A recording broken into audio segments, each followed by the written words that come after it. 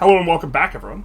We are doing another podcast, the second in the series, and today we're going to be talking mostly about history slash the way in which emergent effects are created in EU5 via the mechanics that are leading to historical outcomes. We have with us OPB slash One Proud Bavarian and Lady Saffron. Would you guys like to introduce yourself, starting with OPB, and talk about what you have working on, what you're doing, this type of thing?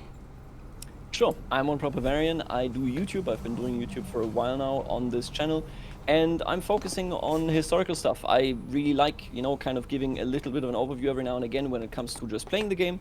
I've been playing Manalord, CK3, EU5, and I think the most anticipated two games for me right now are definitely the Eternal Manalords update that will come one day. I'm absolutely sure of it, and then EU5. Surprising. And then Saf? Hi, I'm Lady Saffron. Right now, I'm not actually doing a whole lot, but I generally also do sort of historical gaming content and more historical content in general. Actually, the one thing I am planning currently is I'm doing a lecture stream at some point based on an essay I wrote about the Franconian witch trials of the 17th century. But yeah, no, I play a lot of strategy games, and I don't know, I'm very excited for EU5 to finally be out. Is the Franconian Witch Trials, is there a DHE in-game for that? There's a Witch Trials DHE, or not even DHE, it's just a normal event.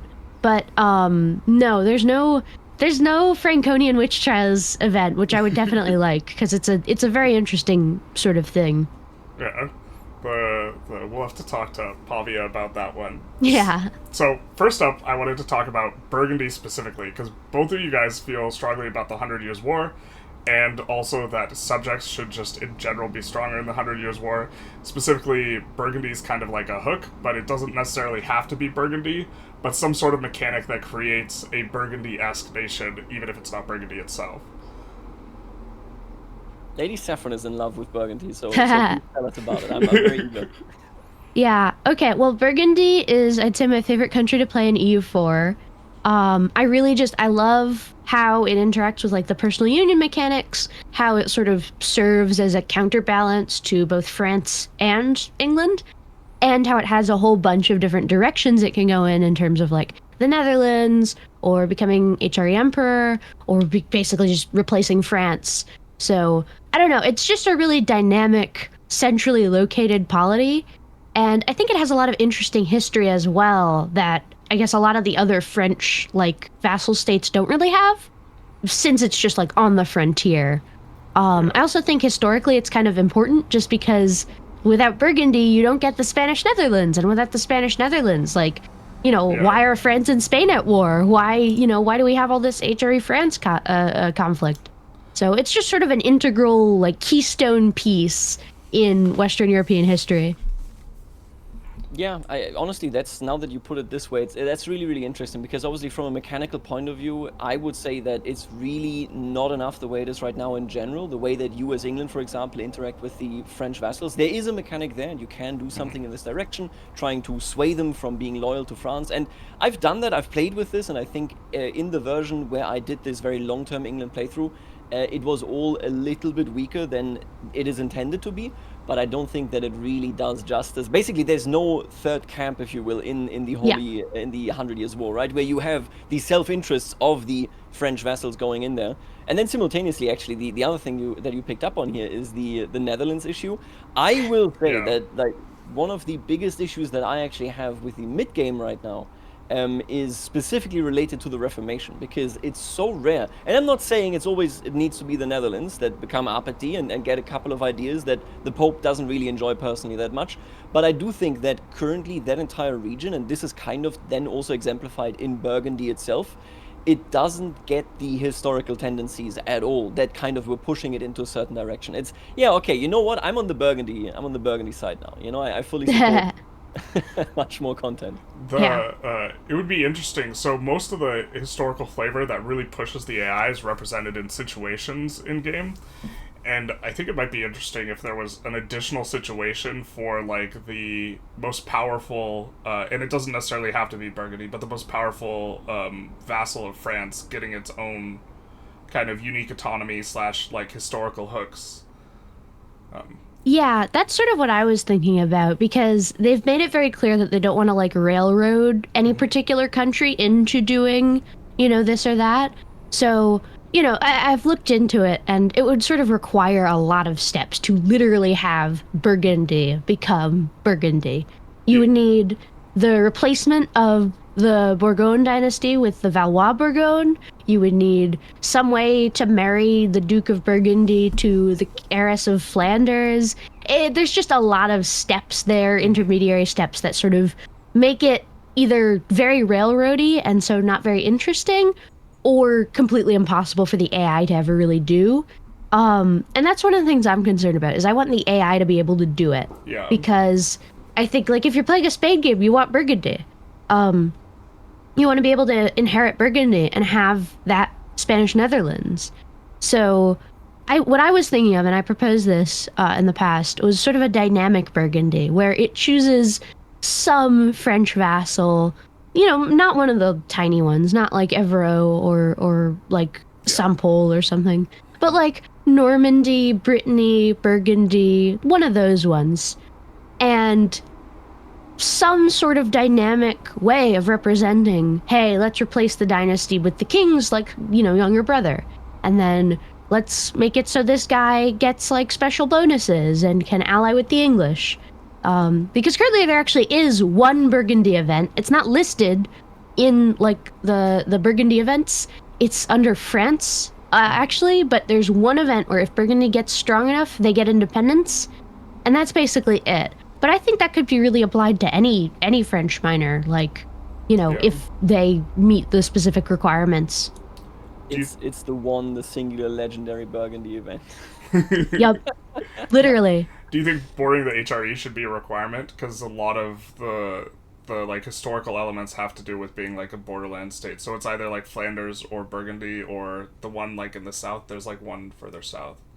I mean, I don't think necessarily it's too important to have like at the start, because I mean the main way that Burgundy interacted with the HRE was through, I'd say, the Burgundian Netherlands, and that was all inheritances and marriages. So like Normandy could be the one to marry into the Flemish royal family, or like the Bramantine royal family, or the Hollander royal family. Like there's basically all of these smaller states, which are already in unions, by the way. There's like 3 separate unions, which, if the AI had some push or some event to like get them into those unions, it would be really easy to like collect a ton of little, Low Countries like areas under the banner of Burgundy. It's kind of one of those things where I will say, because we are now, of course, at a point where none of this, obviously the historical ambition makes perfect sense, but none of this will be in the game 1.0. Like, No. it's even if it has to be considered, right? I do find it really, really interesting, though, from the angle of the way that they generally implement history, because where you're cutting in here isn't... So obviously there's the option to turn this into a visual novel, which I personally wouldn't be the biggest fan of, but when we look, for example, at the Rise of the Turks, so the Ottoman situation, that one is dynamic in the sense that it says, okay, you can become the Rise of the Turks, I guess, if you become bigger, if you kind of get yourself into the position that the historical Ottomans would have been in, and then you start benefiting from it the same way that the Ottomans do by default. And I think that this would be one of those things that you can do here. And I think the great news in that context is that, so Johan said, and this is one of those quotes that will echo through my mind for many years to come. He said ages ago, he was like, I think people are really interested in seeing history, or something that resembles history, acted out in front of them, and they care about this a lot more than generic stuff. And I think that lesson is something we can all take away from, like, Imperator Rome. Whether I fight Gaul tribe number 3 or Gaul tribe number 167 doesn't make a big difference, right? But the reality is, if you framed them differently, if you said, no, we, for example, if we take the situation system and, again, rest in peace, put it on Imperator Rome, you could have a wider system for how the Gallic tribes interact with one another, and then a tribe that is just Gaul tribe number 163 emerges, but it has a big identity, and I think that they are willing to do that here, right? Because the Rise of the Turks content, I think there was other content as well. Obviously, when I was actually looking at that just China today, kind yeah, of. China as well, and the Golden Age of the pirates as well. So this is one of those things I haven't seen it working, sadly, because when I was playing that far, the colonization of AI was working. But even there, they said if the pirates win, you can go ahead and you collect a bonus based on you being basically the king of the pirates, right? So if you are the strongest pirate nation, then that happens to you. So I think the good news from my point of view is that your intention kind of is what they clearly do also share. They've done it in various things, but it then hits on the issue that you only have so much development time, right? Yeah, And especially at this point. Yeah, it would make it so much deeper, it's so much more month and a interesting, week. but you cut corners at some point because you have to say we can't do everything. So basically, I think we're gonna see eventually the distinction between like 1.0 content and then everything that came thereafter. We see it really in all games, right? Where they go, I understand the systems now. I can do so much good flavor. So in a sense, Burgundy is going to be the better iteration of the content we already have. Yeah. No, I think so, and I can see where it would fit in, even just in the post-release schedule. They've already said like the first 3 DLCs, right? They're going to be lobbying.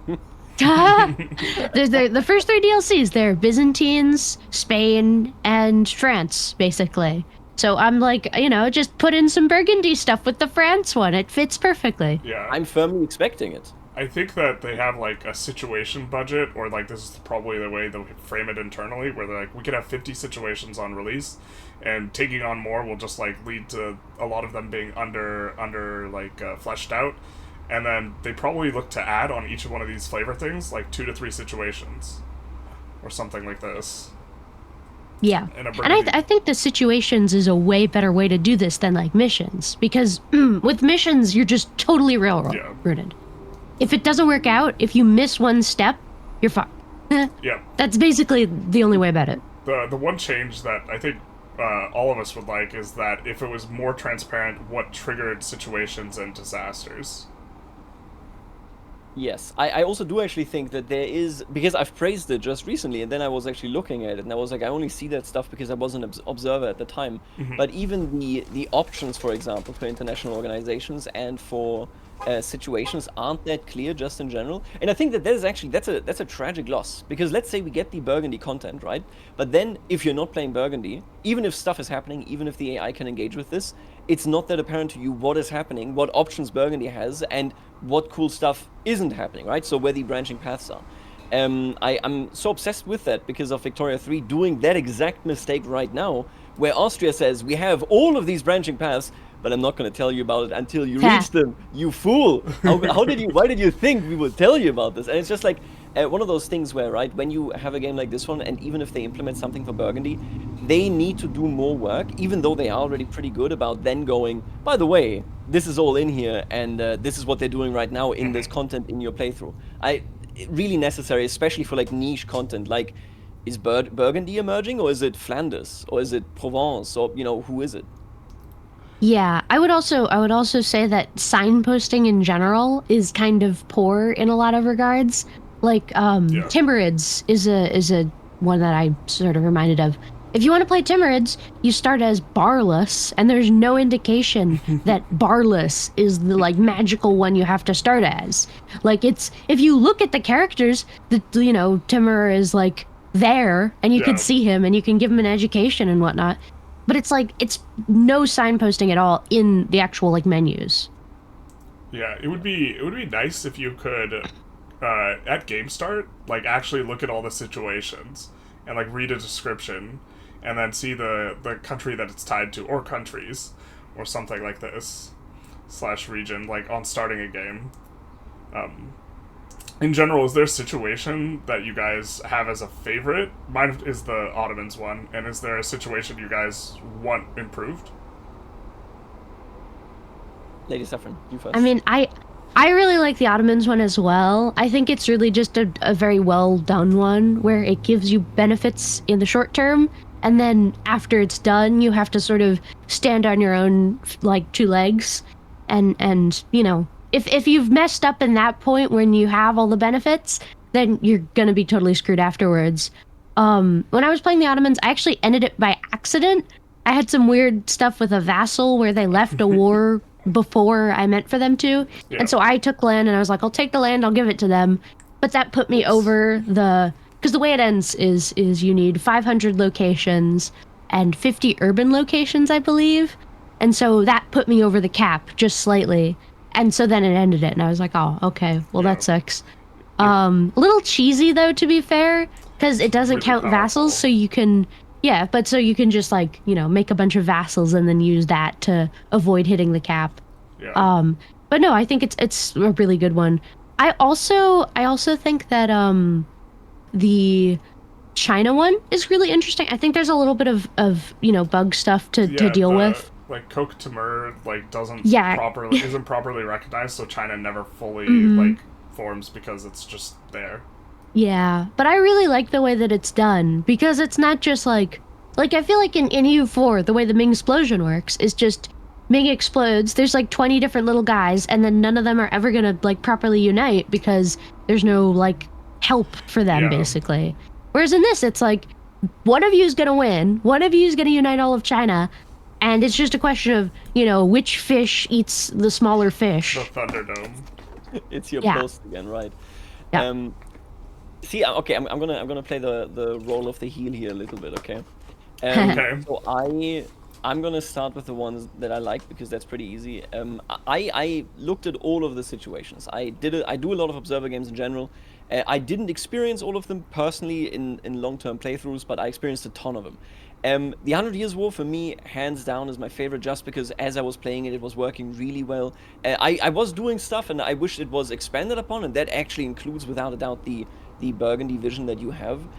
I wish that it was a little bit more expansive towards how you influence French vassals, but from the English perspective, it's so much fun. Like, I had such a great time. The way it felt as you shift from, okay, if I play my troops right here, then I'm going to be able to wipe them because of my archers, but if I mess up, then it's going to be gone. And then at some point you're just like, I'm steamrolling this. I had a war, I started this, and France started with 17 war exhaustion because they were so done with me just keeping rolling and rolling in. It was a really fun experience, and I enjoyed especially how it mechanically connected to it, right? Where I was looking at it and I was like, oh yeah, this is amazing. I can directly interact with these vassals. I build a spy network. I make it so that these vassals now dislike France more, and I see, boom, they're striped. They're no longer going to participate in the next war. Really cool stuff. I loved it. The Ottoman, I agree. Where I kind of like what the Ottomans kind of didn't really do for me, I felt like those buttons for the 100 Years War. I keep wanting to say Holy Years War. I don't know why. The 100 Years War. The buttons in the Ottomans, I was like, this is like because this happened historically, but I never see myself pressing this button like commissioning the Byzantine Empire to give me control of Anatolia because they're gonna say no. Actually, I think you get bonuses when they say I no. had that one a lot. I don't know what I did. Like, I was beating up the Byzantines, and then I'd say, hey, can I have Anatolia? And they'd say, yeah, sure. And that one's so good. Yes. Yeah, they said Yeah. yes to me most of the time. Sounds Like, like a unless I good- had unless I Perhaps a was little bit of a actively at skill war with issue. them. Yeah. Yeah, But maybe no, it's it's really skill issue. powerful. It gives like 10% integration speed or something. It's a really nice buff, and especially with the other Ottoman buffs for integration. They just get Yeah, free that's the thing, integration and stab. Yeah. It's insane. That event, Yeah. because I started playing the Ottomans at the time and I was like, I'm gonna click the options with the little book icon because that's what they did in history. Why wouldn't I do this? Let's just follow the path. And then I talked to you and you were like, oh yeah, like the other option gives you 7% stamina. Yeah. Excuse me? Why was I crazy. playing hard mode? It's like free yeah. stab. If you have like a bunch of stability, it's like, sure, I'll just take double the integration. Why not? Might as well. Well, because you get less But, yeah. events. Yeah, that's right. You just get want the more bonus stab left for forever. That's true. Yeah, That's so true. I will say it's like I like the way that it plays, but I think the connection to mechanics, and this is something that I personally obviously like really like. I'm big into this. Is weaker compared to the 100 Years War, and this is now where I'm going to become the biggest hater, who hates the way that this situation walks and talks, and that is related to the China situation. I agree completely. Post-explosion, really cool. AI is very active. They do so much to like reunify and to conquer, and it's really awesome. I enjoyed that a lot, like taking that in. However, I hate the way they start that situation. And this is Oh one of god, those no, things where it's really weird. It's really weird. it really plays into history, right? Because obviously they're saying we need this to happen. This is so big, Yeah. it changes everything for China. We need this to happen. It's miserable. Oh my god. I looked into the files because so basically Yeah. what happens, to explain this a little bit, you sit I there. tried it out, so I can say in that as well. Yeah. Yeah, you just wait and take a lot of damage, and then eventually you explode. No, you just speed 5 until like Yes. what, like 1350 or something. And then the annoying thing for me is that it goes in order. So if you want to play as like the Jurchens, then you're totally fucked because they're the first ones to pop out, so you instantly get destroyed by the Yuan. Whereas like really the ones you want to play as are the ones that come like later. But no, it's really annoying. You have to wait like another 4 years just because it's like, no, I don't want to play as Yue or Wu. I don't want to play as Gao. I don't want to play as Chen. I want to play as, yes, Ming. I'll take Ming. But it's like, I don't know. That's such a weird way to do it. I wish there was just like a really long event right at the start where it was like, hey, do we want, would you want to play as one of the warlords or one of the generals? And then it's like, okay, do you want to play as Guo or Ming or Wu or whatnot? That would be so much better for multiplayer if, like, Yes. The breaking up, like, pseudo-breaking up at the start was a thing. Yeah. Because multiplayer, like, China is just, like, this impossible, like, thing to balance. Yeah. I think, like, meta-wise, you're supposed to, like, just build in Wu and then play as Wu. No, literally. I wish it was also clearer and maybe more dynamic what provinces the different warlords get. Yeah. Like, because I remember I was watching it. I was playing Yuan. I wanted to play Ming, and I was like, oh, that's cool. Wu has taken basically all of this region. They're doing pretty well.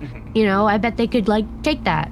And then I see Ming pops out in that region. It's like, okay, well, they get nothing, I guess now. Wu gets just totally shafted on the territory they conquered. So I think it'd be cool if that worked a bit better. But OPB, you mentioned observer games, and I think that this is a really cool way of analyzing the game that I don't do at all, but you watch a lot of observer games to kind of see what's going on, and in particular, you notice things about the AI that they're doing or not doing, I think, a lot more by doing that. Did you want to... Yeah. Yeah. Yeah, so this is a habit that I picked up when Doodles and I, God bless him, I mean, he's still with us, he's just working on the He hasn't passed. which is obviously terrible. But no, so he, when we were doing Victoria Tweaks mod, I was looking a lot at observer games and taking in what is happening. And there was actually a bug, not to, now it's the time for me to just kind of punch Victoria 3, like such a random drive-by. But there was a really long time, and I'm not going to specify how long that time was, where the AI starting in the mid-game wouldn't be able to use its army at all anymore because they got stuck on expeditions, which meant they were all just sitting there, and the AI can't command any army the moment that one general is stuck on an expedition. And nobody noticed it, because nobody was just looking around. They were all playing their game, and they were like, yeah, I guess the AI is kind of like being stupid right now, but that's just what it is. And it's like, no, this is way worse than that, because you can fix this, right? And so you notice a lot. You definitely, like, you take in the way things work a whole lot more. And in EU5, this has actually been a really great help for me to kind of understand where we are at in terms of how the AI is doing in general. I mean, we all notice the forts. We all notice that they do now actually build Regulus, right? Like, that's a big change. That's And a big what one, I yeah. noticed there was actually... No, this isn't even true. But, like, the AI in our first version that I had wasn't colonizing at all, because they kept trying to colonize other settled countries, which is a super cool feature. But it made it so that they were like, I don't know, I'm spending $100, I'm not getting a single colony, I am the only guy in the new world. I was like, that's how you see that kind of stuff. I can tell you right now, if that concerns, and I think it does concern the viewers, the AI is very active. It does a lot of stuff. Yeah. It does stuff as well where you will be like, why are you taking this land? But it does a lot of stuff. That's huge. I don't know, nothing is worse than the AI just sleeping. Yeah, like, I think also back on Victoria 3, like, on release, the AI did, like, actual nothing. Like, and the like, expectations are, like, an interesting thing, because people are gonna have different expectations of the AI on release, and the AI just being active, even if it's weak, it makes for, like, a really much better gameplay experience than them just, like, sitting there and slowly getting conquered, or what have you. Do you have plans of doing, like, a tweaks mod for EU5? No, absolutely not. What if Doodles got on board? No, he's busy doing he's doing Victoria 3 stuff, but it's like no. It's so Victoria 3 really happened. It happened only. Sorry, this is but it's the funniest anecdote. I've never gotten. I talk to him daily now. We play like tabletop regularly.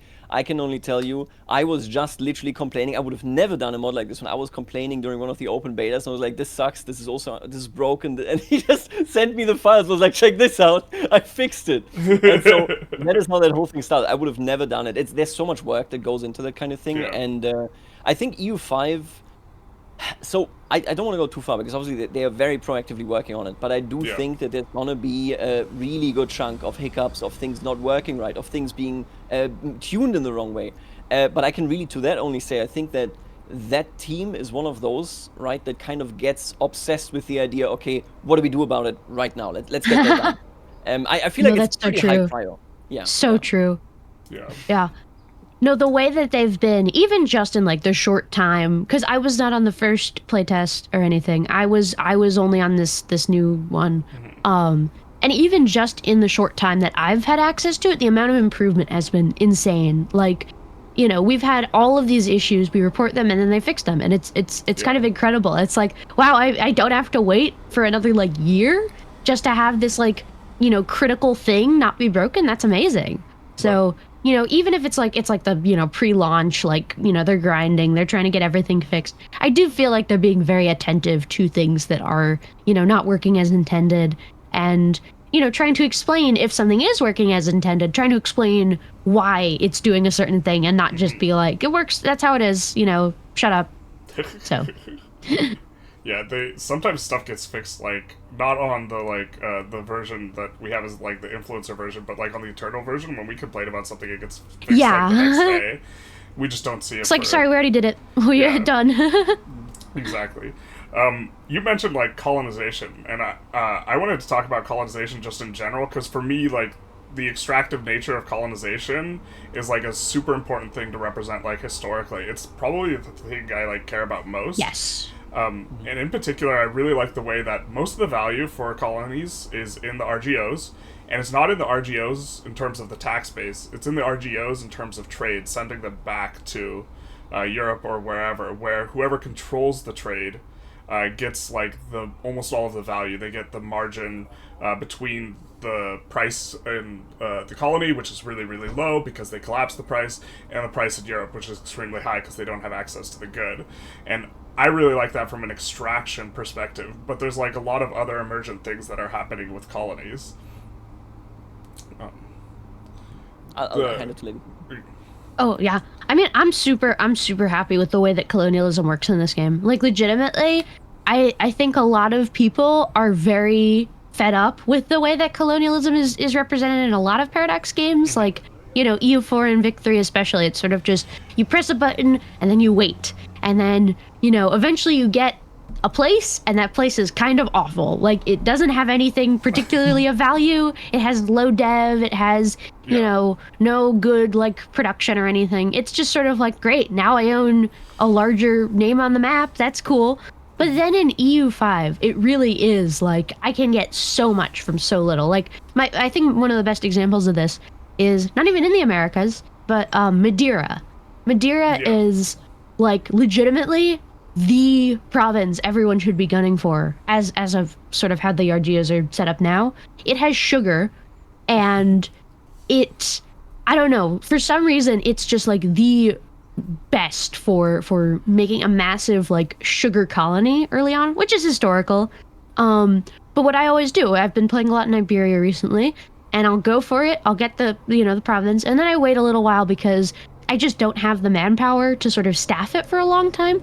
But then, once I get plantations, you know, age 3, then you can just, like, go crazy with slavery and all of that, and just make a massive, like, sugar empire. My entire economy is based on sugar, and I think that that's incredible that can be represented. It's not just like, you know, you take the island and then you get, like, 3 ducats or whatever per year. It's like, no. You take the island, you have to build it up in a very particular way. And you don't want to just, like, it's not just like, yeah, like, you know, build the city, you know, dev it up or whatever. It's like, no. You want to keep it rural. You want to keep it, you know, kind of impoverished even. And you just need tons of workers, basically. Like, Victoria 3 specifically, like, the colonies, there'll be, like, 20 SOL there, and, like, it doesn't make sense. It's like the extraction needs to be happening.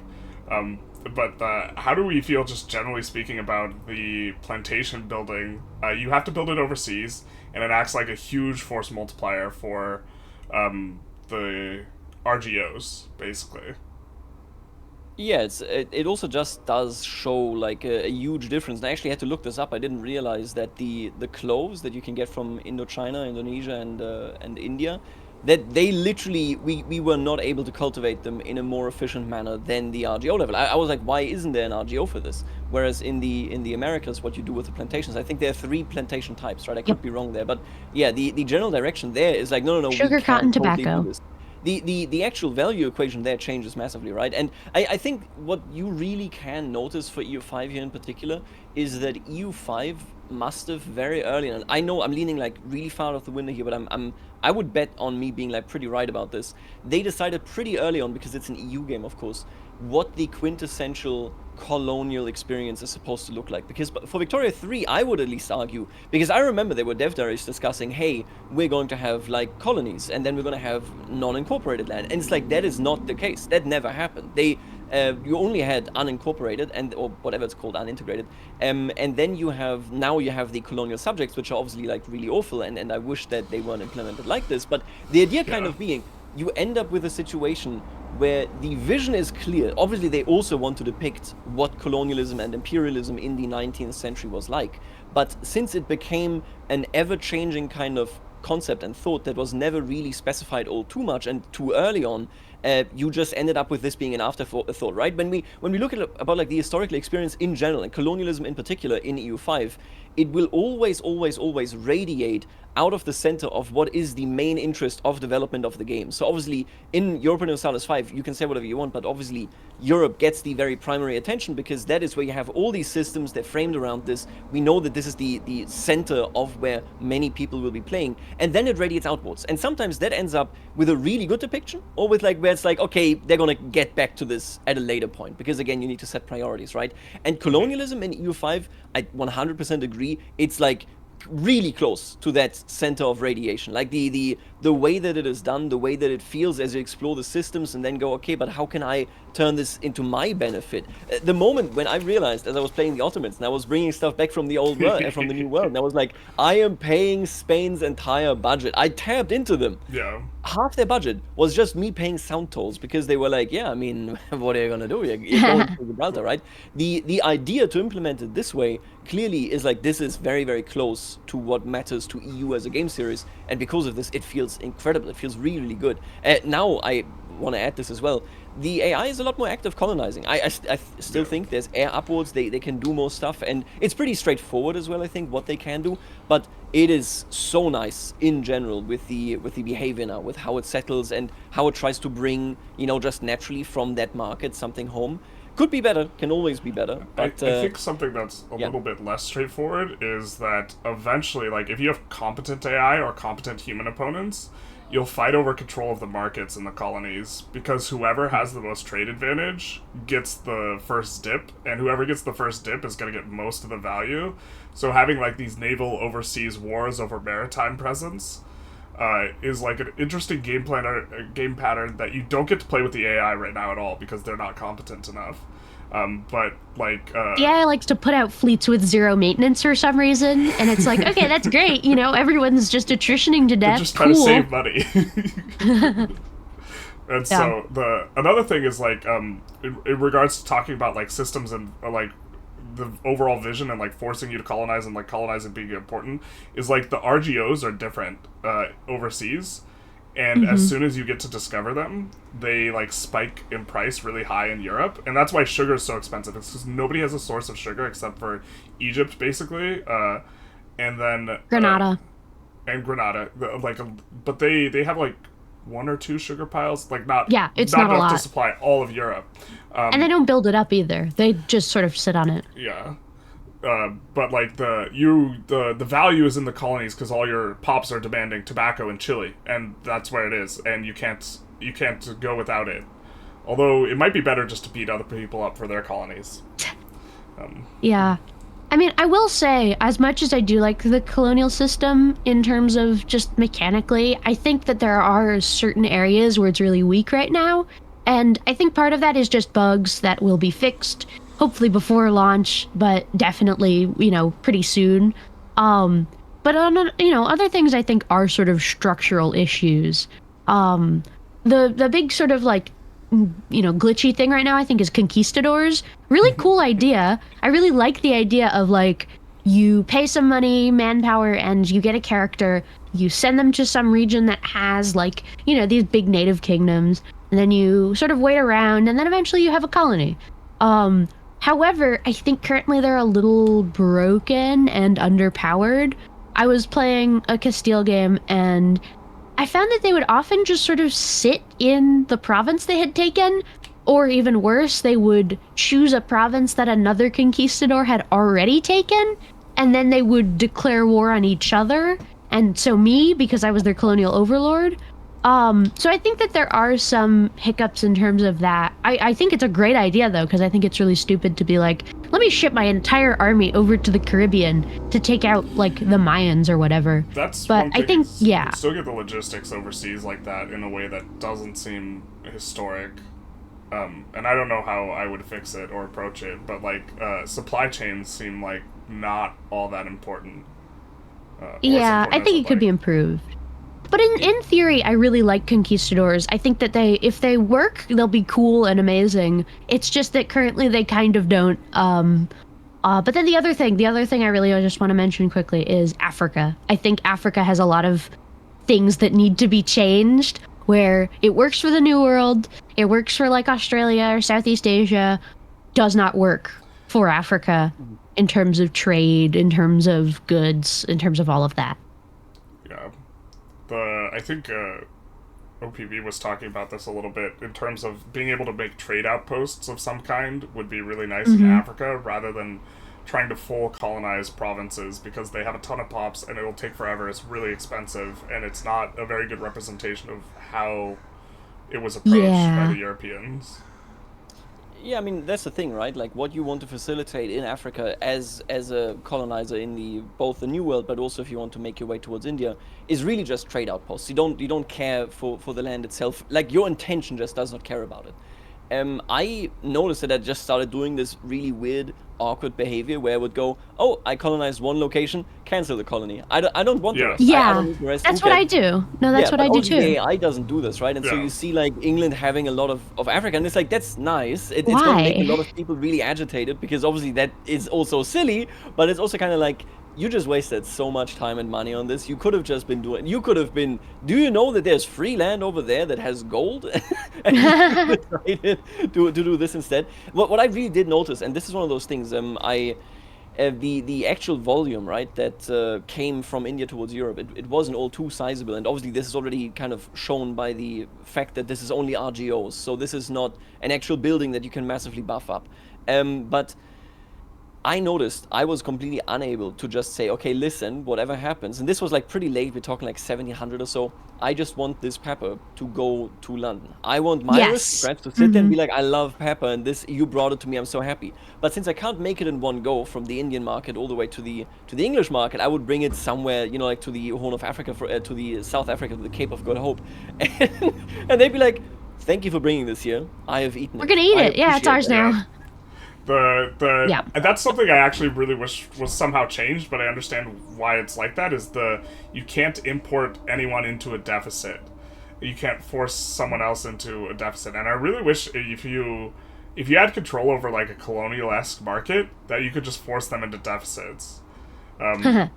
Because or just get first pick. Like, just say, you guys are my colonial subjects. You guys can get whatever pepper's left after I take it all. Yeah. After it's 0, you can have... Yeah. No, exactly. I think that's one of the annoying things about the trade system in general right now, is the sort of multi-market trades. If you want, like there's a lot of historical sort of trade loops that just can't be represented right now. Yeah. Like, for example, one of the really big important trade routes of the 14th century was the pepper trade, which went up the Red Sea to Egypt and Syria, and then from the Red Sea and Egypt, or from Egypt and Syria to Venice. And that just can't really be represented, because since the demand isn't already in, like, Egypt, since it's 1 degree further, the AI will never be like, let's, export all of our pepper to here and hope somebody buys it. It also has trouble, for example, but this is pure AI. Obviously, for you, this is like literally just a market, right? Like a systemic issue as well, just because it's so much more complex. But I also did notice that the AI, like we were talking about, like 1600, and they are colonizing, they're doing great, but they definitely still lack the understanding that to facilitate on a large scale what you can do in the new world and what money you can get out of it, because they do proactively, right? Once you have a lot of a good, let's say it's sugar or whatever it might be in the new world, and they're like, we don't really know what to do with this, but we have it, they're just going to automatically, it's either the burger state or it's the countries consciously doing it, they're going to bring it to Europe or wherever else the automation's good at that. The automation, trade automation's good at that. They do not go, I need slave centers in West Africa. Yes. And they didn't even research that stuff. Like when I was checking, it was like 1550, 1600 somewhere there. Eventually they researched it and so on, but they are foregoing so much money, right? Just basically the way I see it is like there are so many ways in this game where I look at it and I'm like, if you teach them just even unconditionally build slave centers there, if you just teach them that, the AI will be infinitely wealthier, because all of a sudden there's just this natural thing, the burgers and the countries will naturally go, I want to import slaves into the Caribbean. There's demand here, there's supply here. Yes, exactly, right? Because that already works. We know that works. So the moment you have the building, they could become so much richer, and without changing any other AI behavior, all of a sudden you have, quote unquote, a more competent AI because they have more funds, right? That alone would make it so that they could fight back a little bit more and be a bit more forward. Although I would also say I'm so unconcerned about the AI. Like, none of us will ever be beaten by AI, and I do want to see active AI, but I also think with the learning curve of this game, people, 80% of players will be crazy happy that they can just play that game without dying, because there's a lot going on there. Some people are, some of the content creators are struggling a little bit in regards to, like, Do you want me to do a call out here? No. I'm not trying to call anyone out. I'm not. I'm just expressing that people who, like, for a living, like, play video games, on their first impression of the game, they obviously can learn and get better, and, like, after, like, several hundred hours, they're not going to have the same issues. Just in terms of challenge on release, I'm expecting players to be challenged. Oh, yeah. I can't wait to see the Reddit posts of people being like, why can't I do this? Why do my levies die all the time? Hard. Yeah, game's too hard. Please nerf every single country. No, I expect that as well. It took me about, like, I think 50 hours to, like, get it. Like, understand, like, oh, this is what I'm supposed to be doing to progress. This is what, like, the intended sort of path for, improving your army, improving your trade, all that is. And that's very unclear, I think, at like, your first while. There's a lot of noob traps, stuff like the traditional economy. I think sort of the thought I had is like, oh, well, traditional economy is what we were doing, and the capital economy is like the future, so I should go do the future thing. But no. Early on, you really want traditional economy because it helps with RGOs. Yeah. And it's like, unless you have tons of buildings, it's just not worth it to get capital economy yet. That's, like, one thing is, like, it depends on who you're playing, but resources in general seem like, and I'm not that well-versed in history in, like, the early modern period, but it seems like RGOs, specifically gold and silver, if you have those, you pop off, like, way more than these nations did historically. And they feel a little overtuned, but you need it for, like, the colonial, like, kind of thing. So, I mean, the main thing, I think this is an important thing to note about gold and silver in particular. One of the driving factors in colonialism was the eventual decay and over-extraction of the silver mines and the gold mines of Europe. Like, at game start, Bohemia has a ton of silver. You can get a ton of silver in the Alps, in, like, Austria. And, Spain has a lot as well. The problem is, if you continuously mine silver for hundreds of years, you run out eventually, or it gets so deep that it's just not economically worth it. And that's part of why it was like, let's go to the Americas, let's go to West Africa, let's go to, all of these regions that are rich in gold and silver, because we're running out in Europe. So it's like, that is not modeled right now. No. And so I think that's part of what causes, like, the, Bohemia or whatever to be so powerful, or Spain. It's like, there's just no modeling of the environmental degradation, the overexploitation, the loss of resources, and just all of that. Yeah, Bohemia's the one I have in mind, just generally. Yeah. Bohemia is too strong. And to a lesser extent, Korea. Korea's got some weird balance things. Korea goes crazy. I don't know what they're doing. I don't play over there too like much. 400 ducats a month or something from yuan as part of the like tributary system of yuan, and they also just have the best resources in the game. And RGOs, I think, are just too powerful relative to. Yeah, I mean, RGOs are a big thing. I think is the important thing. Resources are massive in the early modern period. Because, you know, like, if you could just get physical things out of the ground and ship them somewhere, since the market is so unglobalized, since there's so many, like in the modern day, it doesn't matter as much because it's like, you know, you can ship things pretty quickly, you can get information pretty quickly. But in this time period, like, it takes so long to get information and to get, like, goods themselves from point A to point B, that you can make a ton of money off of just arbitrage. Yeah, like in the opener as Egypt, you can, like what OPB was talking about with, or you, I think it might have been you, with, you can bring spices to the Mamluks and then export them to Europe, and it's very lucrative. Yeah. They're the only ones who can do it at Game Start. Yeah. No, I think that kind of thing, I think that is accurate. I wish the AI did that a bit better. I think it would be less broken if the AI was able to, like, make those kinds of multi-stage, you know, reasoning decisions. Like, I should import pepper at a loss so I can export it at, like, a profit. That kind of thing. Because I don't think it really does that right now. Not unless pepper's expensive in its own market. If pepper gets expensive in its own market, it'll import into a surplus, and then if it has a surplus, it'll export it. I think. Yeah.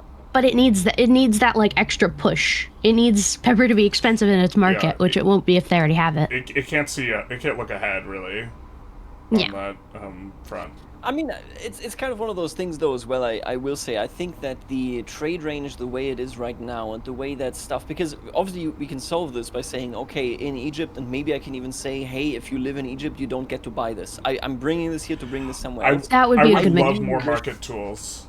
See, but yeah, 100%. Tariffs. But I also really wish that like Tariffs. trade range in general was something where I can say, hey, look, I clearly control the market in Egypt. It's not a problem for me to facilitate trade from India to Venice in one go. But the game is like, that's too far between these specific two markets. I think if they didn't ignore this, then immediately goes. So this is, for me, this is actually like a pretty easy solution because you don't need to teach the AI anything. If we just had a way of saying, well, check this out, I'm really present, like you need at least like 10, 20 or 30% presence, for example, in another market. And then you can say, you can trade past this and you get like a plus 20% trade range bonus. If you were to just do this, the AI can then go, oh, from India, I see the market that is Venice, I can export there. I can do it easy peasy. So I think the solution isn't even that far away because it is so complex to be like, I need you to look at all the goods and at all the markets, and then you need to trade between this market and between. It's so much that you need to do there, right? It won't figure it out. Yeah, no, it's impossible. At that point, we have genuine AI, and then it's like it's over anyway. Like, you know, why are we still playing games? They're enslaving us out there. You know, the robots are winning. So the way that I see it is like I think they can fix this, or like they can facilitate this, and then it would be easier for player and AI. It's just from India right now, I cannot see the market that I actually want to get to, and that makes it so that even if I don't lose anything on the way there, let's say. If I ship it around Africa, nobody in Africa gets to eat this pepper. It makes it so it's never, like, I can't facilitate this trade without being really smart about it. And I think most players and the AI most definitely will stumble over this. They just need to make it so that you can use the infrastructure that you establish as you take those colonies, right? Like, that's the whole point. There's also a UI issue, I think, as well, in terms of that. The trade UI, I think, has been one of our biggest targets of scorn. A lot of clicking. Everyone's like, this needs to be fixed. They're making it better. They are making it better. Yeah. I think they've teased to us like a way to make trade like a little bit more automated, but not totally automated, which I really like.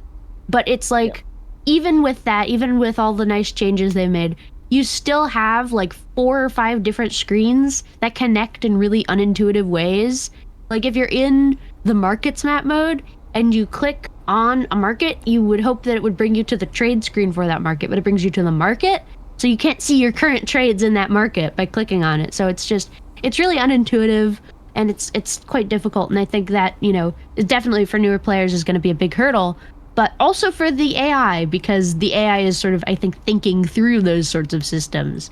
And so like the trade AI is great at making these 1 month I can make a ton of money if I just take like copper from this market, put it in that market, easy. And then the next month it's totally like a worthless trade, and it's great at switching off of that. So that's why automating some of your market's really good. But it can't make the decisions like, well, if I, for the next 50 years, import a bunch of wool from England, then I can make a ton of fabric for cheap and export that. Like, it just doesn't have that sort of critical, two-step thinking that the player can do. Yeah, it only executes tactically instead of, like, on a strategic level. Yeah. One of the issues with, like, making it... I think what they need to do is somehow make it so that you have, like, ways to deny the goods. Yeah. And... specifically in the bridge kind of markets. Another problem is they have to overcome, like, how do you handle trade advantage when you're importing from India where you don't have trade advantage into Egypt where you do have trade advantage to Venice. Like, which trade advantage do you use or overcome that? Sorry, I don't believe in those bridge markets. I think they should just, if I want to get to Venice, just let me use my infrastructure in Egypt, that I exist over there, but then don't ask me any questions about whether people get to buy my stuff in Egypt. Yeah. The trade route is not... For me, it's just the trade route. I'm telling you this, Johan, if you're watching this, okay, first of all, bless up. Second of all, I genuinely think trade really, like, to make the AI so much better at it, unironically, if you just make trade range bigger. This sounds so silly, but like... whether you facilitate this by saying, like, oh, you have outposts in markets that lie between the route of these two markets, which gives you a bigger range, or whether you just do it generally, I don't think it matters that much, because it's such a big part of the game and of succeeding at the colonial game. At least, giving the AI a little bit of a hand will make it so that they can compete much, much better with players. And I think that's it adds a lot, I think, to the ultimate experience, the gameplay experience for players. I think I disagree a little bit, because one of the really important beats of global trade as an institution is getting all that trade range. If you, like, front load it earlier, I mean, maybe if you control through markets you control, I think I like it. But just if you don't have that contingency, I don't like having a ton of range before global trade, because that's like an important beat in terms of changing the way the game feels. I think in terms of balance, in terms of like the trade balance at like the very start, I do like, for example, how you can't really reach like West Africa, the West African trade stuff. Even if you like find the coast, you don't have the trade range as even like Portugal or Spain to get like gold or ivory out of the Niani market into Europe. Well, you can't. So you have to wait a little bit. Market. You need that's another thing. Some of the markets are really annoyingly set up where you can't see the market capital or like you can see the capital, but you can't see a route because it's like one state inland, and that's kind of annoying. That's really there's. I think they need to maybe like reorder the markets just a little bit or do something like that, like about that, but. Other than that, it's like, and there's ways to get around it. There's ways to be smart about it. The main one, I think that's really funny. You can't ask for maps. You can steal maps, though. So I'm like, I'm Portugal. I'm like, I'm going to steal all of my friends' maps and, like, steal Mali's maps of itself and all that. So there are ways to do it. It's not totally impossible. But I think it should be easier to, like, set up coastal markets or something. Yeah. And that gets back to this... Yeah, that gets back to this like sort of trade thing of trade outposts in colonial areas. I think it'd be so cool if you could just put down a building instead of having to colonize a whole tile, deal with malaria and all that. Just put down like a factory or something. Be like, all right, this is my little outpost. I can trade here. This lets me trade out of the market or something. This lets me explore further east. That sort of thing. If you build an overseas like trading post, it allows you to like patrol via maritime. So you, like, kind of can do it to some extent, but you can't repair your ships unless you own a location, really. Yeah. I mean, as far as I use know. I use basing rights a lot. I've skipped Okay. colonizing Yeah. all of Africa actually because I was just like, no, I can grab basing rights in African nations or Yeah. African countries. But I do agree actually. If you have like one tile and then you put one building in there and that building allows me to shoot trade that comes from India through this market, that would be great. I will also say, speaking of map sharing, oh my god, have you ever done this thing where you go like, I would like to trade with China and Japan and Korea, and then you start exploring there and you notice, oh, it's so many regions that I have to explore. I'm not gonna do this anymore. Yeah. And some of them aren't like that. That's the other thing. Like you'll have, on the one hand, you'll have places like the eastern U.S. coast. Eastern U.S. coast is like every modern U.S. state is a different exploration region. so So small. if you want to explore, like you have to explore New Hampshire. Like why am I going to explore New Hampshire? I don't give a shit about New Hampshire. Right. But then on the other hand, all of maritime Southeast Asia, from like the Philippines Oh, yeah. to like Tidor to Sumatra, that whole massive area, that's one exploration. You could send one guy, he will find all of that, but that same one guy can't go further than like the Appalachians, apparently. He's like, nope, just New Hampshire. So that's a little dumb. Yeah, I think exploration just in general needs a little bit of love because it's a lot of clicking if you want to explore really actively, and the automation. I think like if you turn it on, sucks. I think it only does like 3 explorations, and Yeah. you need to like be able to slider it up and be like use this amount of money. Yeah. For I exploring. mean, I also had some good ideas that I wrote down after my Portugal game about exploration. The main one is that I think exploration as an expense doesn't make sense, really, historically, I especially because of remember reading how that, expensive it is. Exploration's really expensive, by the way. It's like, I think like 8 ducats is like if you have like a good I think it's guy 10 that has a lot base. of like it's 10 base, but like I think generally it's normally like I get it down to 8 or so. But even still, that's a big expense, especially if you're like small starting out. Portugal's not able to afford more than 1 exploration at game start, really, even like barely. Even the one is rough. Even 1 is rough, no, exactly. But so what I was thinking is, if you look at these historical explorations and these historical expeditions, they weren't just the government says we're going to send a guy and he's going to go find stuff and tell us about it. It was, hey, there's this guy. He has an idea. He wants to explore. We're going to put in some money.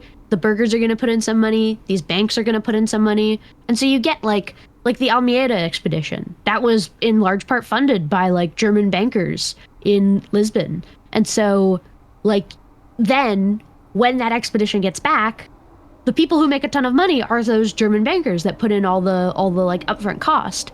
And so I think that would be really cool if you could make money off of exploration in terms of like, let's send a guy, he'll come back with like, we send him to India, he'll bring back pepper. We send him to the Americas, he'll bring back like gold or cotton or whatever. And then that's just like, great, I got some return on investment before I set up an actual colony.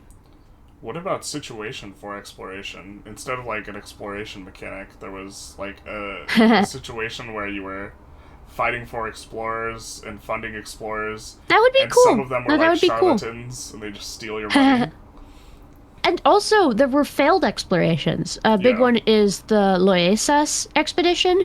There was this big thing where Spain was like, we need to find the other side of the world because, the Treaty of Tordesillas only goes so far. So we want to figure out, like, what is, included in our area of control on the other side. They sent this big expedition, and it failed. It never was heard from again. And so Spain was like, well, I guess we'll just sign the Treaty of Zaragoza. We'll sign away our rights to the East Indies because, our one expedition that we tried to get there just didn't work. So I think maybe situations might be a good way to handle it. I'm not totally sure, but I think it would be cool. The main thing with situations is it would maybe be a bit exclusionary for like if you want to play like does Korea get the exploration I situation? think that there's the default game setting is exclusionary already Well, for yeah. non-Europeans in that Yeah. they don't explore. Not that they can't, but the AI doesn't do it. Yeah. I The settings really are think- weird also. Yeah, Oh, before really? that, what is it? India would just colonize around the Cape and just Yeah. fight Portugal and take everything. So The thing about the exploration really is, and now that you point that out, becomes glaringly obvious to me that it just is fundamentally just a game mechanic to say we want to limit you very early on from exploring too fast, from doing this too quickly, and then it just completely slides away, rather than looking at this as a historical concept. Because like you say, obviously a lot of this stuff is like, this is effectively a trade expedition. We want to establish contact, we want to figure that out, and we want to make money off of it. This is not for the purpose of, I wonder what Let's glory. go find things. Yeah, exactly. It's like the mechanic itself comes from this kind of DNA where it says, this is how I limit a certain vector of gameplay that needs to be limited, and it doesn't really look beyond this, because obviously, admittedly, it's a kind of low prior, right, compared to other stuff. That's really, really interesting, because yeah, man, now that you say that, I'm like, there are so many ways to make that really, really interesting, to put something in there where I go, oh yeah, I wonder how this is gonna go, and what exactly comes out of this. And there can be risk associated with it. What if your exploration scaled with Burger's income? Yeah, no, that'd be great. And it funded expeditions, or the ability to set out expeditions, and instead of you having like agency in this regard, the Burgers were the ones who invested, and you control where it goes, but you're throttled by how much Burger income you have.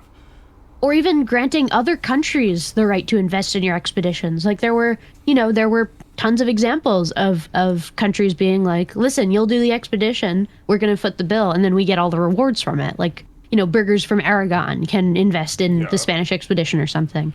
No, but I think there's more there. I think more can be done there. I wish just generally the political situation, the estates had a lot more agency and felt like actual active agents, and like exploration would be an example of one where like you're like, I don't want to tax the Burgers too much because I want exploration to happen. The Burgers now you can just piss off. It's like, what are you gonna do? Revolt? No, you won't. There are too many state privileges to give out to the Burgers. Yeah. I love the Burgers. I love the Burgers. I do too. They're so nice. But it's one of those things as well, right? Because this directly plays into Parliament. It's like estates do so much in the way that they have money and use the money. And then when it comes down to like, hey, wait a minute, this could be something where the estate puts pressure on me, it's kind of like, maybe later. Right now, they're just going to sit there and be like, I don't know, 20% for lowered opinion of Alsace-Lorraine. Is like, I guess, thanks to the Parliament. And this is a Victoria 3 problem as well, I think, where there's this disconnect, or they're working on it a lot more now with like the lobbies and all that. But there's a disconnect between like internal politics and external politics in terms of, these estates are not just like people in your country, they're people in other countries, and they're, they care about other countries as well. If there's like some tyrannical regime that's like oppressing the peasants, maybe the peasants don't want you to like, ally them or do something like that. Or a big one that comes to mind is if someone shuts down the gold trade, like your Burgers should be pissed about that. They should be so angry. They should give you like a CB on that. They should be like, kill that guy now. It would be so cool if CBs were like an emergent effect out of estate interests, rather than click a button. But now so this is now really pressing for me, because I've seen this and I'm not sure what the hell it does, if it does anything. Your estates do dislike and like countries. I got no idea. It just sort of is there. I haven't even seen this. You haven't. I think it affects what countries you'll get the lower opinion, raise opinion with, things. But that's it. Like that's basically it, I think. Well, and that's really shallow. Cool that there's a framework there, though, because that means that the CB on a specific country, like that is something I would really like to see. And also, like, if your estates are really pissed at you, them giving CBs to other countries. Because the AI, if the AI has a CB, they're much more likely to attack. And it would be, there's instance, the 100 Years' War is an instance of someone who is upset, they leave, right? They convince the English king to declare on France and this type of thing. You could model that in a state being upset at their, like, leadership, and they're like, hey, we'll help you out in this war, come deck on the country we're in. We'd rather... Glorious Revolution, another example. The states say, Holland, please invade us. This is actually one of those things as well, where I'm going to lean myself like really far out of the window, but I think they actually made the correct choice by not doing this. What I mean here is that as you play EU5, it becomes so obvious that this has the EU4 DNA. There are very clear steps. Yeah. You have phases to gameplay and how it progresses and what's going on there. Obviously, underneath that, everything is so much more complex and there's so much more happening on a simulationist level where it works. But they were always incredibly focused on saying, but we want the board game DNA to be there, because then we know there's going to be pacing that works. It's not just going to, oh, it's the year 1600, nothing happens. No. We will know that Reformation, yada, yada, yada, that stuff is going to take place. There's going to be this situation with the religious wars and that kind of stuff. And I think the very proactive estates, because what you're saying there is amazing. I love this idea, but it also like inherently changes how we interact with CBs, right? It takes away the role of even just justifying them via the spy network, as limited as that is, but also stuff like the parliament. The entire role changes, right? And I hope that they will do this, but I think for launch it was really, really smart to say we are going to rely so much on the basic framework, because that way the experience that you get at launch is functional. It is so much better than if it's like we had like a dream and one day it's gonna be working, but not now. That's fair. To be That's clear, fair. They were very realistic. I don't want them to add anything before launch, like in terms of new mechanics, especially like in regards to like AI and this type of thing. If you dramatically change a mechanic, you are just like throwing a wrench in the AI super hard. Like one of the reasons the AI was so weak on the initial version we got in this round of access was because they like super nerfed the economy, and the AI was used to having a ton of money. Yeah. It kind of worked with a ton of money, but then like it just had no margins to do anything, and it just built a bunch of forts, and it just then it had no money. Yeah, and currently the forts thing are somewhat of an issue. I think they're fixing that already, but to some extent, I'm kind of okay with forts being a really annoying impediment during early modern history. Like, I'm not. I hate it. It's annoying. It's annoying from a gameplay perspective, but from a simulation perspective, is it wrong? Like, I don't know. It's just not to that extent, basically. Like, forts, I think, should be strategic. They should be, like, well-placed. They shouldn't be everywhere. Because if it's everywhere, then it's just, like, you know, like, there's no sense in supplying 10 forts in one area when you could have 10 areas with one fort. In terms of, historically, it seems like forts are, like, really annoying in this type of thing, but it seems like they would be way more expensive than they are in-game. Yes, And yes, so, that's like, another thing. If a fort cost 5,000 ducats, then that would change things quite a bit. Mm-hmm. Not necessarily 5,000, but just, like, a lot more than... Yeah, a lot more. Because they're 200 right now. I think, yeah. 200, and then if you crash masonry, it's like, what, 60 or something? Yeah, 100? It's nothing. That's nothing at all. Like, that's you know, minuscule consequences. Yeah. And especially maintenance. Maintenance is pretty low as well, and then you can just turn it down, and then who cares? Well, like, the maintenance being low, that like IRL it was low too, right? Like, or... Yeah, I guess. But yeah. No, I think if forts are made more expensive, and maybe the AI is taught just a little bit how to maybe put them a bit better and not just put them all in one random place, that would be smart. Because taking a fort was like really valuable, like historically speaking, and it doesn't feel it's like, oh, I took a location. It doesn't feel like valuable. Like now I have this strategic lever militarily. Yeah. No, like I understand the idea that like obviously fortification played a big role, and then you get into the concept of when we actually can start tearing down fortifications, you know, be it through weaponry or then later at the end of the game actually kind of, you know, this is just what we do when we take land.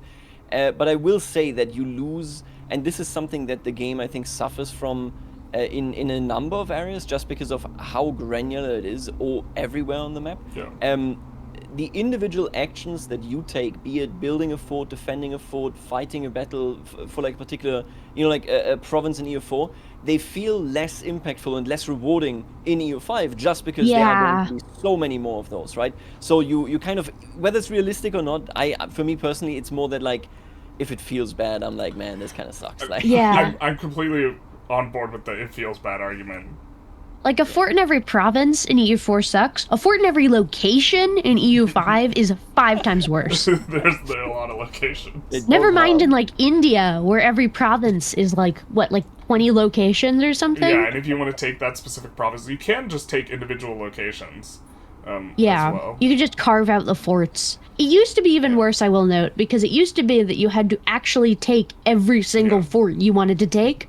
Now, at least, you just need war score, and so it's like, you don't have to. If you want one province, and that one province has 5 forts in it, you don't have to take every fort in that province. So that's a good change, but I still think there's just too many forts. Yeah, I think my experience not coming from EU4 makes me a lot more indifferent to the forts, because I'm just like, oh, this is just the way it is, rather than, it affects the pacing of wars, so it's going to throttle expansion too. Because sometimes your ability to conduct a war is the throttle rather than your ability to get CBs or something like this. Yeah, I think that might also, though, be limiting AI expansion, because I think the AI really struggles currently with getting, like, out of its home region. Yeah. Like, Ottomans, I rarely see even cross the Dardanelles, or, like... That's because their situation gives them CBs, like, only in Anatolia early on, except for No, it gives CBs also, though. Eventually. After you have enough of you need, like, 200 locations in Anatolia, right? Or something like this? I don't know, it's something... You need... I don't think it's that many, but... You this, by the way, until you get the event that says you get Balkan claims now. Yeah. It's that's one of those things, right? Like, the state of the AI is really difficult to kind of evaluate from our angle, because once you have a game like this where you have so many levers, the reality could be that the moment that the fort cost shoots up, the AI actually goes, oh, I can't afford this war, I want to peace out no matter what. Because I've seen it a lot, that the AI goes, yeah, we are winning, and like we were sieging them down like crazy, but thank you for $40 and I'm out of here. Yeah. Like, okay, well, I don't know about that. I've seen that. It's basically so difficult to kind of evaluate, is it a deep-seated issue, or is it just one that is literally like, yeah, there's like this tiny thing that breaks, and because of this the AI behaves like in a weird way. It's definitely, I think they aren't blobbing as much as they should, but it's also like one of those things where, yeah, realistically speaking, that and the balancing of the game, you are going, I've said this elsewhere, but like, you're going to be contending with this and like, as a player, go through it until the end of time. CK3, when it launched, had the thing where the Vikings took the entire like French coast and they took northern Iberia. It was so silly, but it's also like, man, we're never going to see that again. It was a wild time to play. There was something else there. And I think we're going to see this here as well, right? You just run into the issue where bit by bit the AI is going to be more refined in particular issues and then configure more stuff. It's right now the AI basically is kind of stumbling a bit over itself, but in a way where you kind of go, maybe if they understood forts, which they are working on, which shouldn't be, it's not that difficult of a fix, like it's not a multifaceted fix, then they're probably gonna like do that better. But it's difficult to kind of guess where exactly it's gonna land from our position. That's fair. Yeah, that's fair. AI does a few too many no CB wars as well. A lot of those. Yeah, the AI doesn't really like CBs. It's just sort of like, I'll take it for way more expensive. Why not? Yeah. The way I think the way it handles Parliament just in general, because I can't remember who it was. I think it was Playmaker. He like turned on like the automate Parliament just to see what it would do, and it just clicks every button basically for the agendas. Okay. Which is might as well. Which is really bad for your stab, depending on what agendas are rolled. Some should and be your avoided. estates. Yeah, it makes your estates really pissed, and then like if you roll changing a law and you change to a law you don't like, and then you change back to a law you do like using stab or using your Parliament juice, like it's just very wasteful. Oh God, yeah. No, that's to be honest, I'm not sure that they should be playing that particular minigame.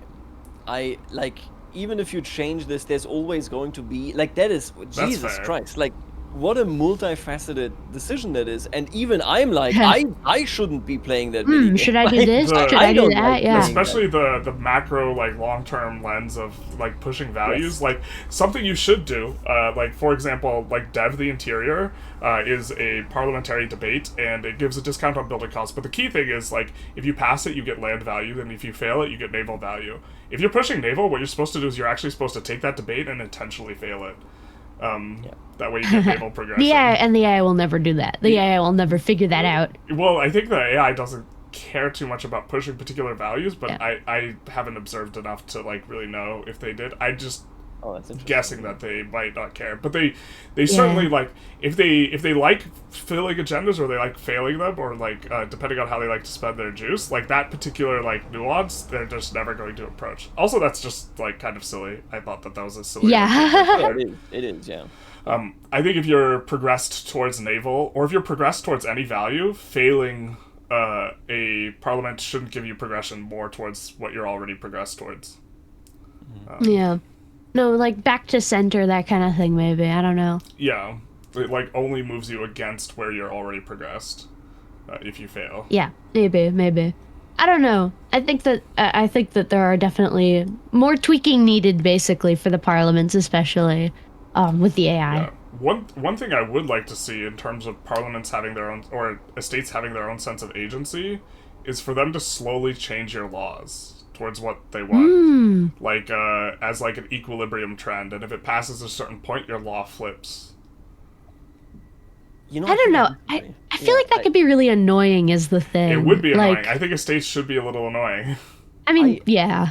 I feel like I actually like I like the direction of this though, where I really wish that estates like that they revisited giving estates actual agendas during Parliament and not just like not just stuff that I do during Parliament, but then also promises long term, right? Obviously, there is because with how repetitive Parliament is as is, and with how much the AI doesn't really understand. Because again, I feel like it's such a waste of time to teach the AI, hey, you really like -20 opinion of this country for 20% approval. That's really silly. Like this whole thing.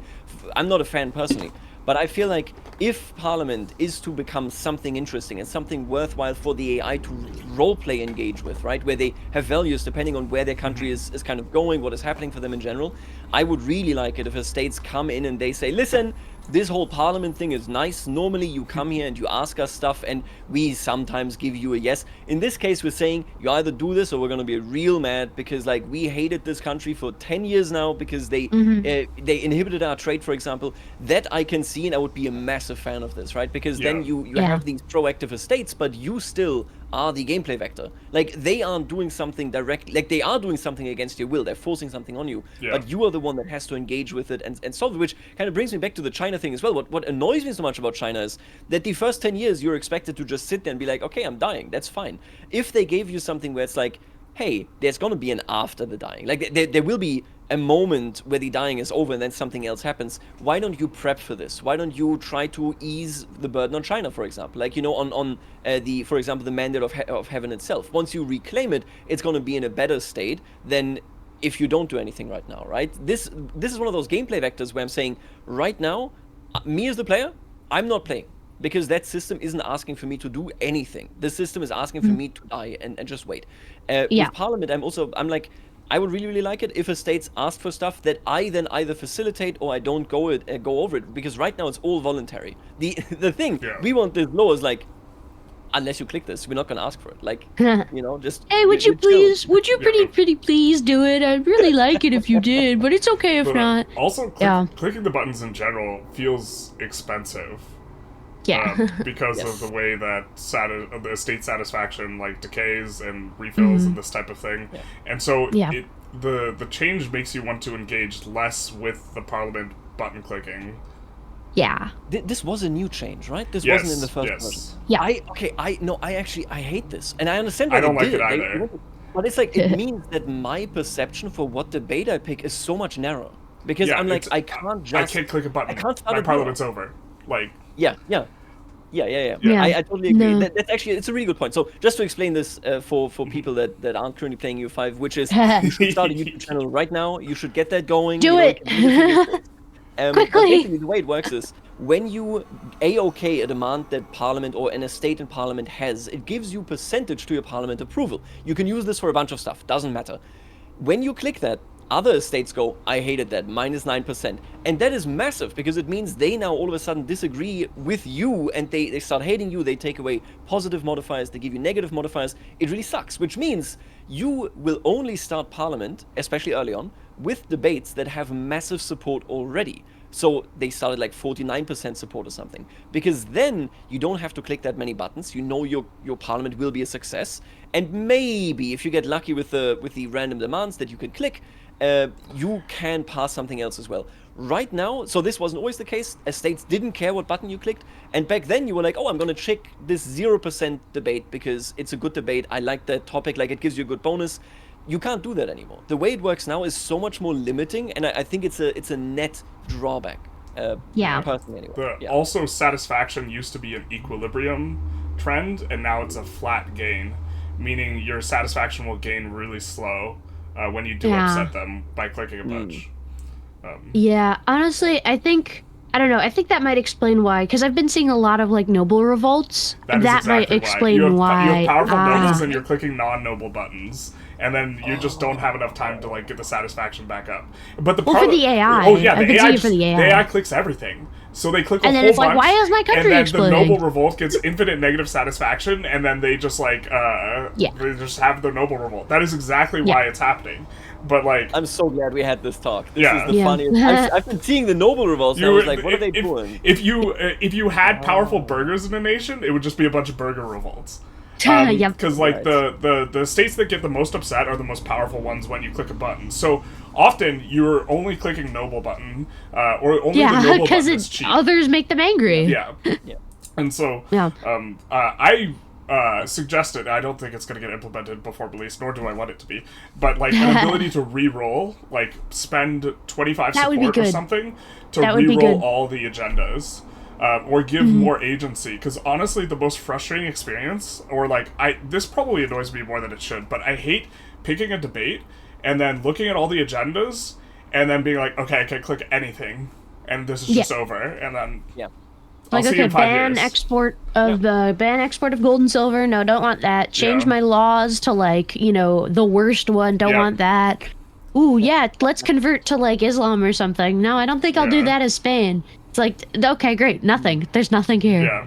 Maybe you just need to full send like the AI. Just click everything. Actually, another thing I've noticed the AI is really bad at is marrying. I've noticed that the AI really sucks at both in terms of like royal marriages and in terms of just like in a country like nobles.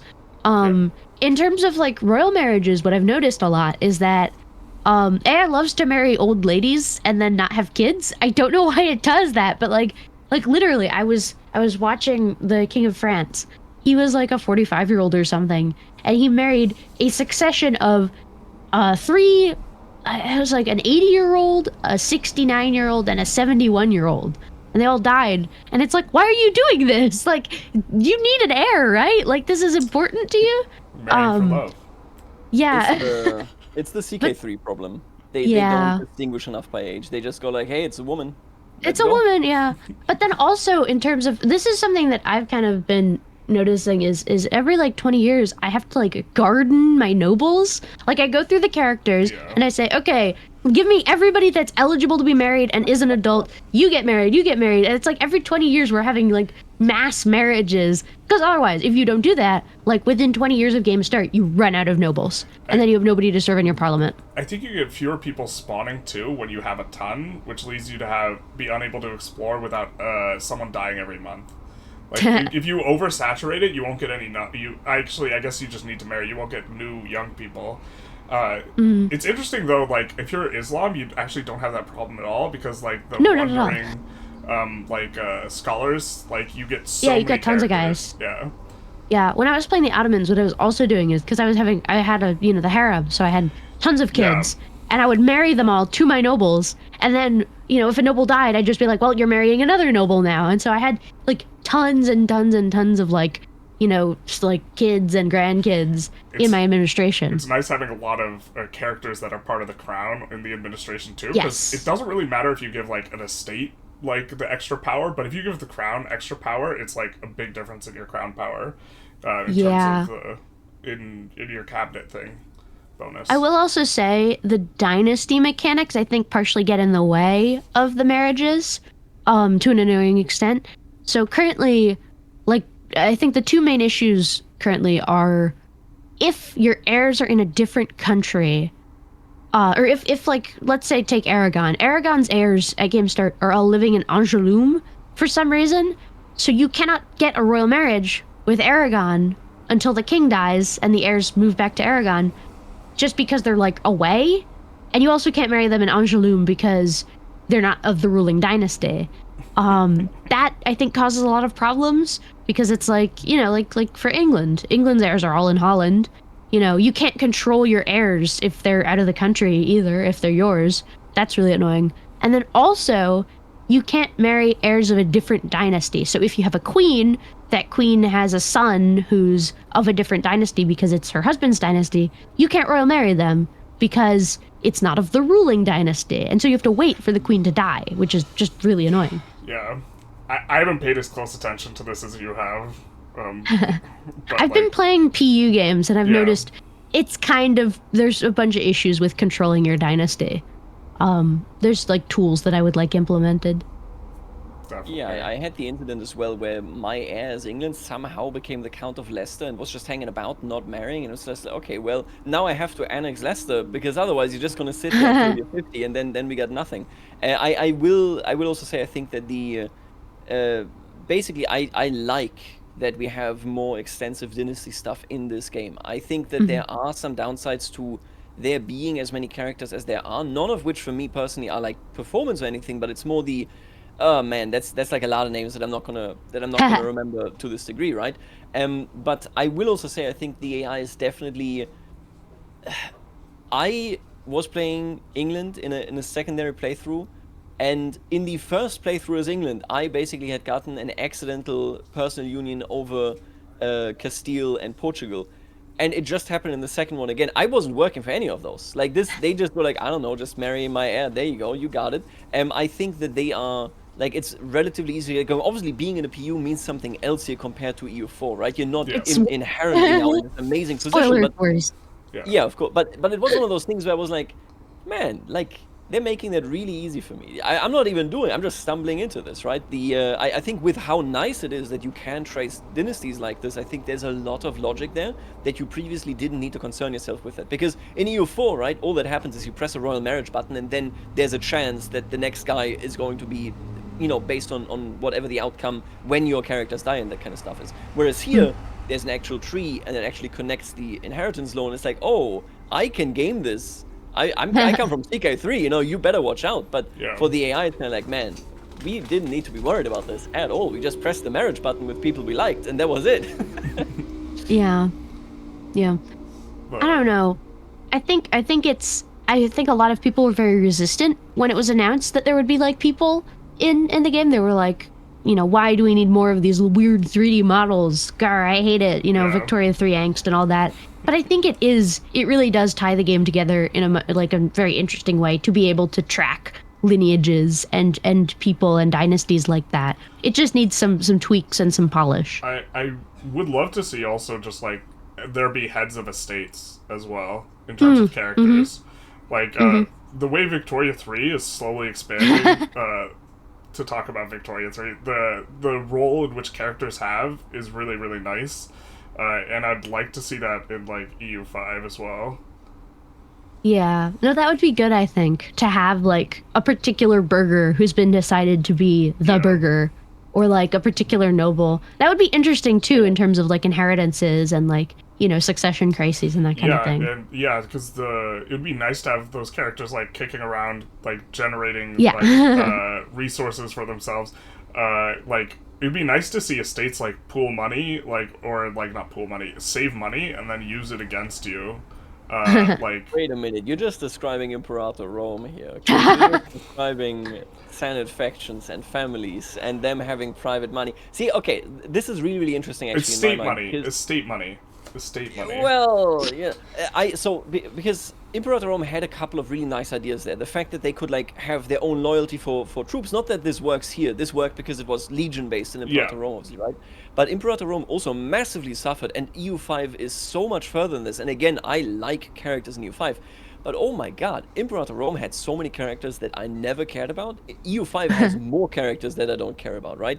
Where Victoria 3 does it the right way is kind of, they really crystallized it down to, they distilled it to, these are the people. Listen, there's maximum, I think, per interest group right now, there are 3 characters, right? It's like 2 agitators. If you get lucky, you're never really gonna end up with more than 2 or 3, I guess, for one interest group. And then there's a leader. That's the full thing. Obviously, you got like your generals, but I think everybody at this point agrees assigning generals and admirals sucks and is boring and not that interesting, and it's only ever being used to exploit it. Not to go too deep on Victoria 3 if you're not playing it, you're missing out. But where I'm coming from is kind of like, I'm really cautious. Like, I like the idea of distilling it down and saying we're going to tie this to estates, right? But currently EU5 is going kind of in the opposite direction, where instead there are a ton of characters that I do not really care about. If they put this more, if there was a focus on very particular characters, I would really like this. But Imperator Rome, they had this whole thing about like, they buy their own estates, they have property, right? You could hand them property in particular locations, and then they would be happier, but they would also become more powerful. Interesting dynamic, but in 99% of gameplay kind of encounters, I didn't care about it at all. Like, it didn't play a role for me. And I'm just really cautious that EU5 doesn't kind of step into that same trap. They could maybe get a better pruning system. You really need characters if you're exploring a lot too, though. Yeah, like, they die a lot. If you have 25 explorations, you need 25 characters. And maybe... And conquistadors. Maybe it would be better to have, and like, colonies. a system where you have, like, a head explorer, and that guy's meant to represent everything, and you don't need as many characters. Because the amount of characters you need is, like, your cabinet, and then that's 3. And then it explodes when you need explorers. And maybe that's the way you approach it. Yeah. Like... Because the reality obviously is also, they didn't like show up then they're like, all right, I guess I explored the ocean, I'm going back home. They were like, no, we're like looking for something in particular, let me see what I can do. If you have a head explorer, let's imagine they have 3 to 6 ships underneath them, and they explore like a couple of things. Sometimes you get lucky Hispaniola gets explored, or the guy gets killed by natives. You get some storytelling in there, but that's really, we don't care about the guy that randomly died. We care about the head explorer trying to do the job, right? So I really like that idea, because all of this that this has done is just give me so many hopes and dreams for exploration, because now I'm like, I need estates, I need other countries involved, but I really like the idea of a head explorer basically saying, I'm going to explore the Caribbean, and then he comes back and is like, we did 50%, the other guy got eaten, so we didn't get it. If it's a head explorer thing, you could even set it to explore regions. Like the explorer's like, I'm going to explore some this automation region. Rather than individual areas. Well, we got Georgia through North Carolina, this pass. We'll try it again if you give us more money, get the rest of it, bring you back some stuff. And then, sorry, this time I got eaten. I murdered, they murdered me. So, no maps for you this time. I got eaten, by the way. I got eaten, by the way, sorry. You could even have it so that there's, like, sub-explorers as a thing, and then text unlocks sub-explorers, and so you have, like, 1 head explorer and like 3 sub-explorers, and then you don't, like, you prune down the character. Other than that, you need characters for generals, but that doesn't get too out of hand too quickly, I don't think. Yeah, I would like... Do you assign them manually? Huh? Do you assign them manually? Yeah. Yeah. I do.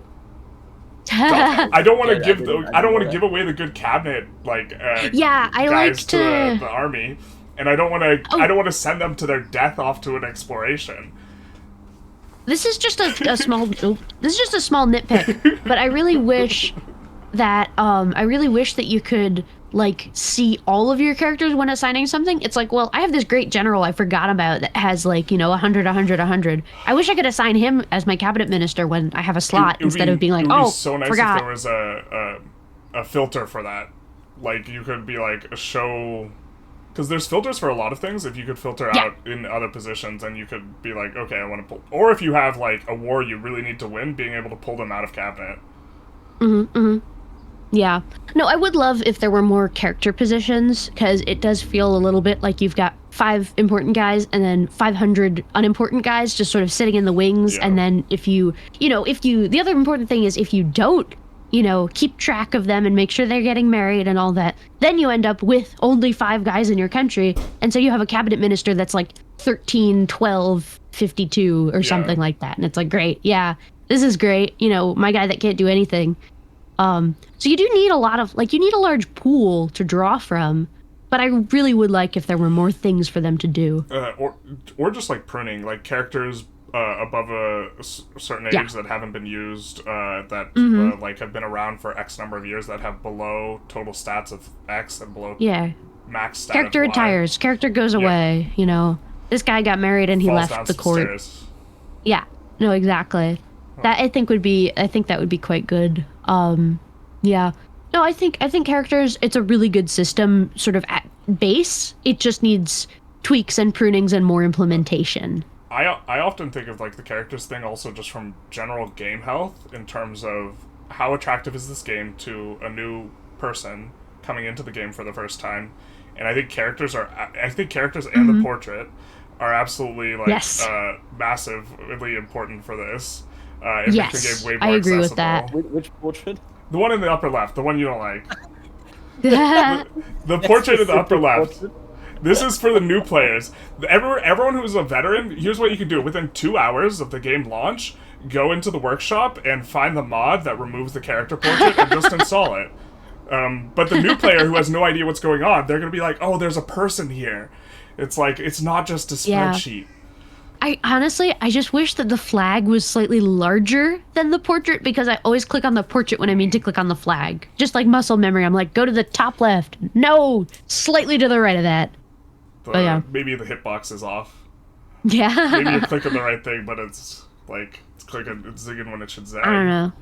Something like that. I do like the characters, though. I think that they're good. I think that they're fundamentally a good addition for this game. Yeah.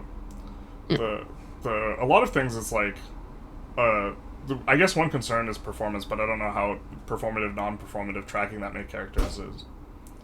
Yeah, I've got no idea. Honestly, with performance, I've had a pretty good experience, just generally. Like, I don't know if you guys have. I have a decently strong computer. I've got a 7800 X3D and a 2080 Ti. So, I have a like, good experience now. With the 5600, the processor Ryzen, scrolling over the HRE was painful. After they all have professional armies and are building stuff Yeah. in all the locations, because it has to load all the armies and all the buildings that are being built. yeah. I do think that there's going to be a substantial amount of people unhappy with performance. For me personally, both Victoria 3 and this game, there's not really an issue there.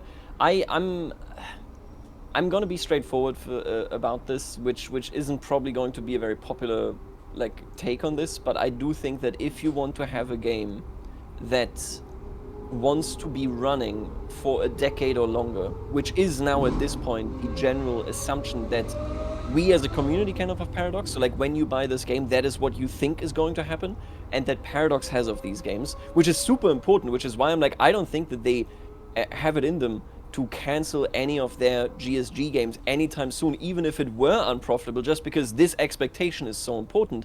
But if you want to have that expectation, it being a really, really massive skeleton framework, that is one of those things where, well, in 5 years' time, virtually everybody is going to have a computer that can run this very well. Mm-hmm. Right now, there might be trouble for certain segments, but this is a game for 10 years. From where I'm standing, the alternative to this is kind of being very quickly limited, and we see this, and not like it's an intentional thing or anything, but we did see this in CK2 as well, where it just so happened that basically before they changed a lot about the way that game development works at Paradox, I guess, they were just saying, well, we are basically tacking stuff onto CK2, UI-wise and all that stuff now, because we can't really do much else. This is the limitation that we have. I feel like you want to start as massively as you can, because this is going to be such a long, and then slow fill it in. of the game. EU5 to some extent, I won't say that it doesn't feel like bare bones, because there's tons and tons of content, and you can watch Zlalik's video where he compares all the content, but it also does feel like this massive thing that can be built upon in a bunch of different areas. Mm-hmm. Victoria 3, when they introduced agitators, they were kind of okay, but they introduced a framework for a whole bunch of other stuff that got built on later. Yeah. No, I think honestly that's a good way to see this, because even on its own, as just this is the game, it's really good. I think it has a lot of stuff there already. But then if you also look at it in terms of, and this is how it can clearly expand, it's okay, I can already see, here, here. These are clearly areas that are going to get more even just scrolling through, because you can sort countries by how much content they have. Even just looking through that and being okay, well, Germany doesn't have a whole lot right now. I think it's pretty clear there's going to be some kind of Germany DLC, or like Persia. Persia is kind of empty right now. Clearly, there's going to be some kind of Persia DLC. And it's nice, I guess, to be able to, I guess, see it right now and be like, oh, okay, I see. I can see where this fits in the future, without being super, iterative and like, to an extremely, negative point. Yeah. Yeah. One thing I wanted to talk about was like navies and the emergent effect Yeah. that they had on the game. In particular, as it relates to like trade cycles, something that's like an interesting point is like when a ship loads up a bunch of goods, it travels to its destination and then it unloads the goods, and then you have an empty ship there.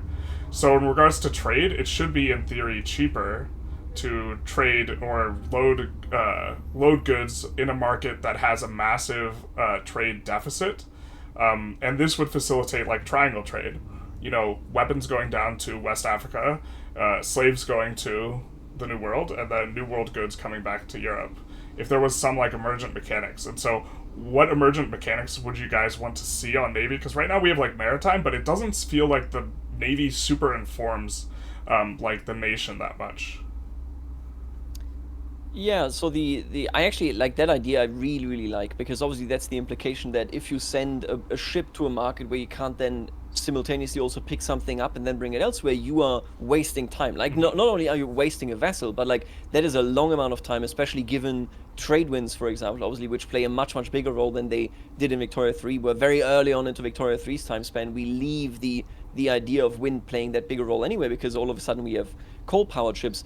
With the Navy, I think generally I'm quite happy with what it does because of how important maritime presence is, which Yes. obviously has been a topic recently as well. But basically, to explain this for people again that aren't really like following that much, maybe ships are really, really important if you want to connect your empire to itself. So that means you want to exert control over everything, and simultaneously is also really, really important to trade, just everything trade, and not just in your territory, right? Because you can build that. This was already mentioned, I think, by Generalist earlier. You can build an overseas trade outpost, for example, in India, if you get to do this. Let's not care about the requirements for a second.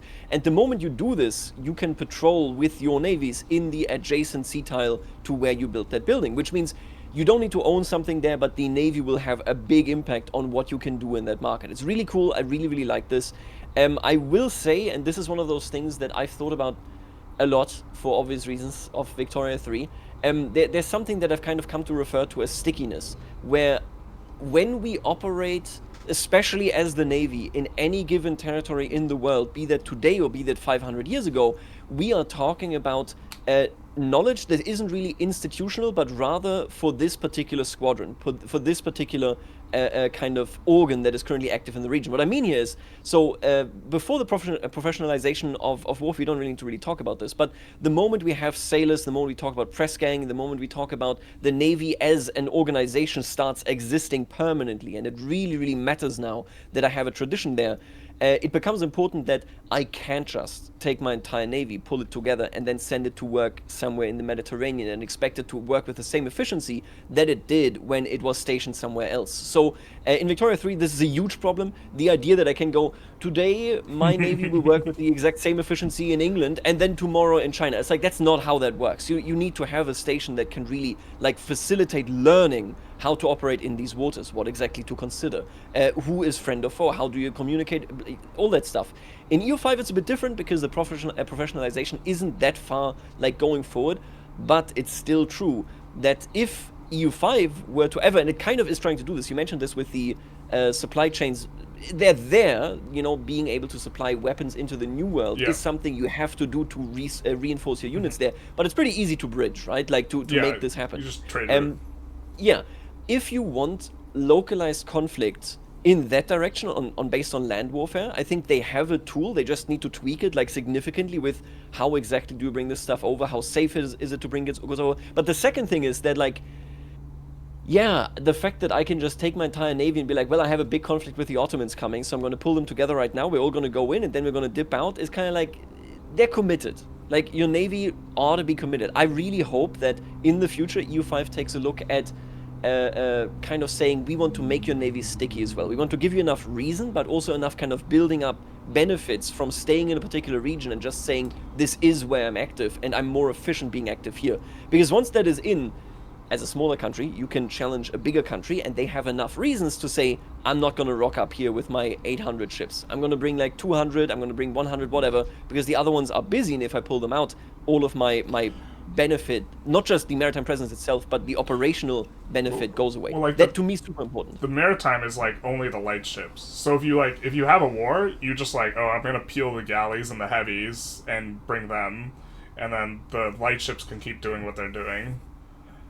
So it's kind of there. It's just not in the to the extent that would be, ideal. Maritime itself is sticky. It takes a long time to develop it, right? Yeah. And then it decays really slow. So to some extent that's sticky, but the fleets themselves aren't sticky in that way. Mm-hmm. I mean, oh yeah, sorry. I was going to say I'd like it to affect diplomacy more and like diplo range and stuff like this, and like having like fleet presence like be a factor. Like in Vic 3, like prestige, it hugely affects your prestige. How much maybe you have, which not necessarily saying it should be your like GP score, but it affects stuff like external to the fleet.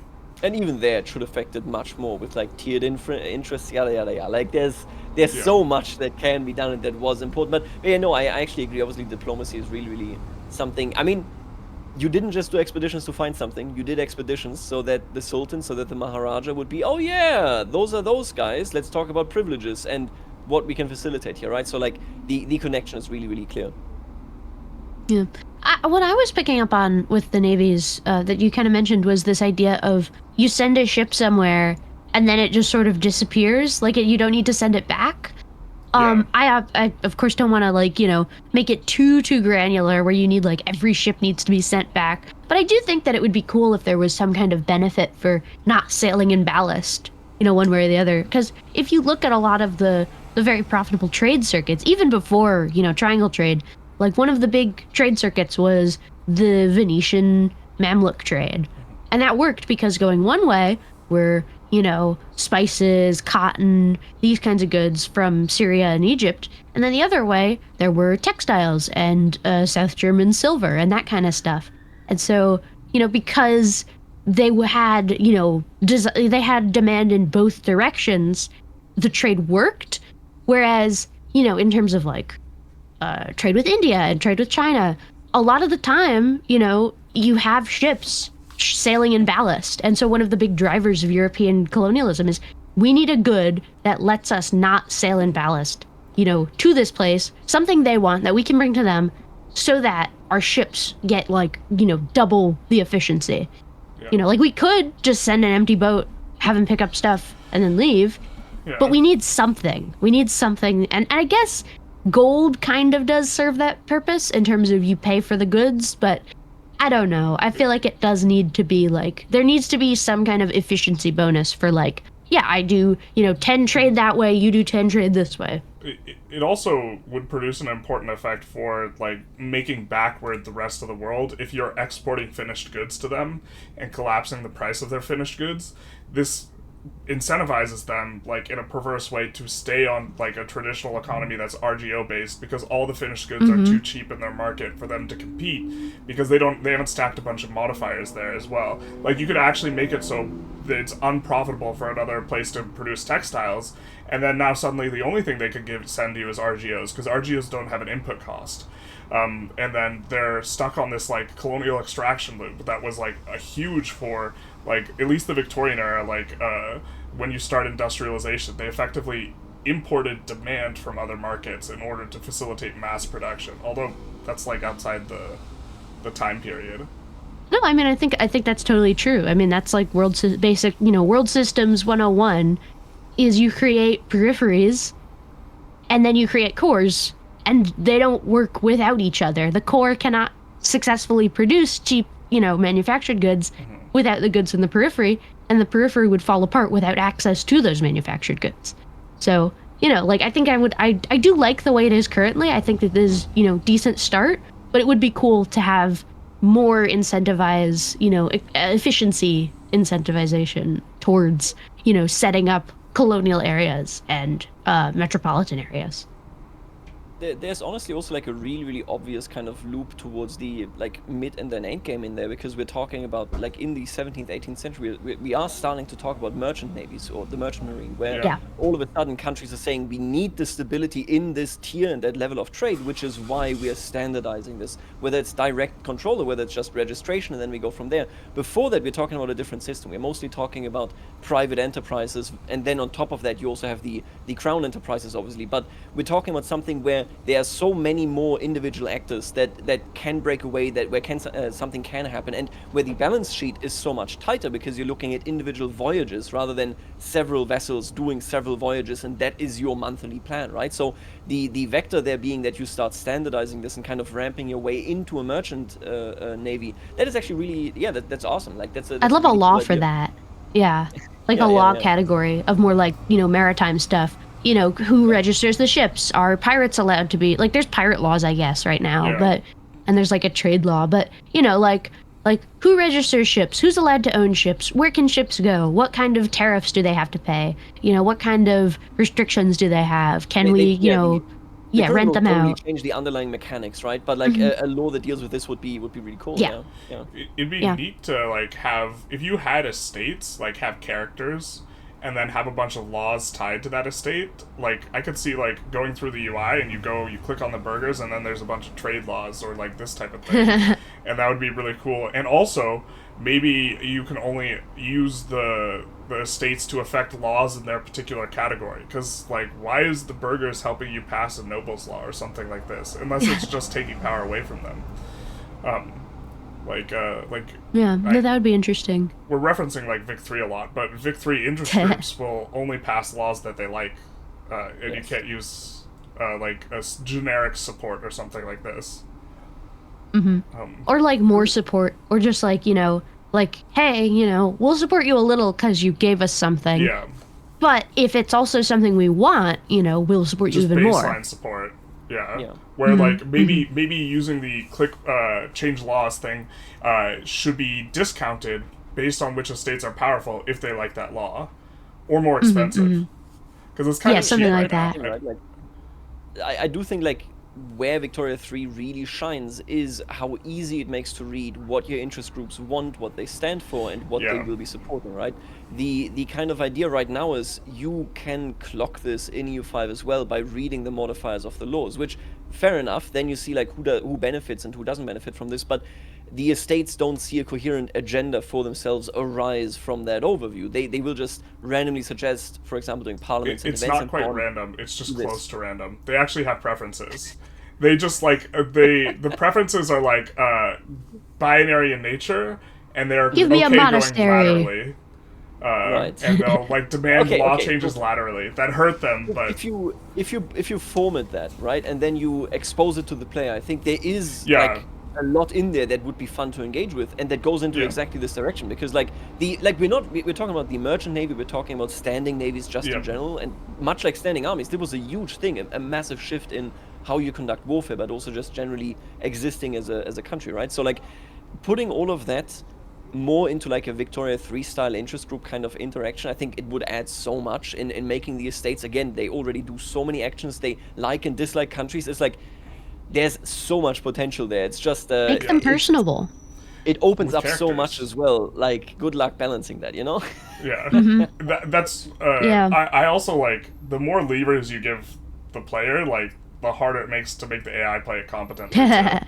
Yeah, If you were that's fair. you were saying you don't want the like AI to like be doing Parliament. You just want to give them a generic advantage every time they click the button or something like No, this? so what I actually, so this is what I have in mind there is a band-aid solution until Parliament stops being bad, okay? Because right now, I personally, I'm like, Parliament is one of the most obvious cases of this comes from a board game perspective, which again, I really want I to get my CB and I go. No, people just go like, he's, in a negative way, derogatory. It's like, no, that's not really it. It's more like the baseline I of love board EU4 is- games. yeah, exactly. I want to sit down and I want to optimize a board game, right?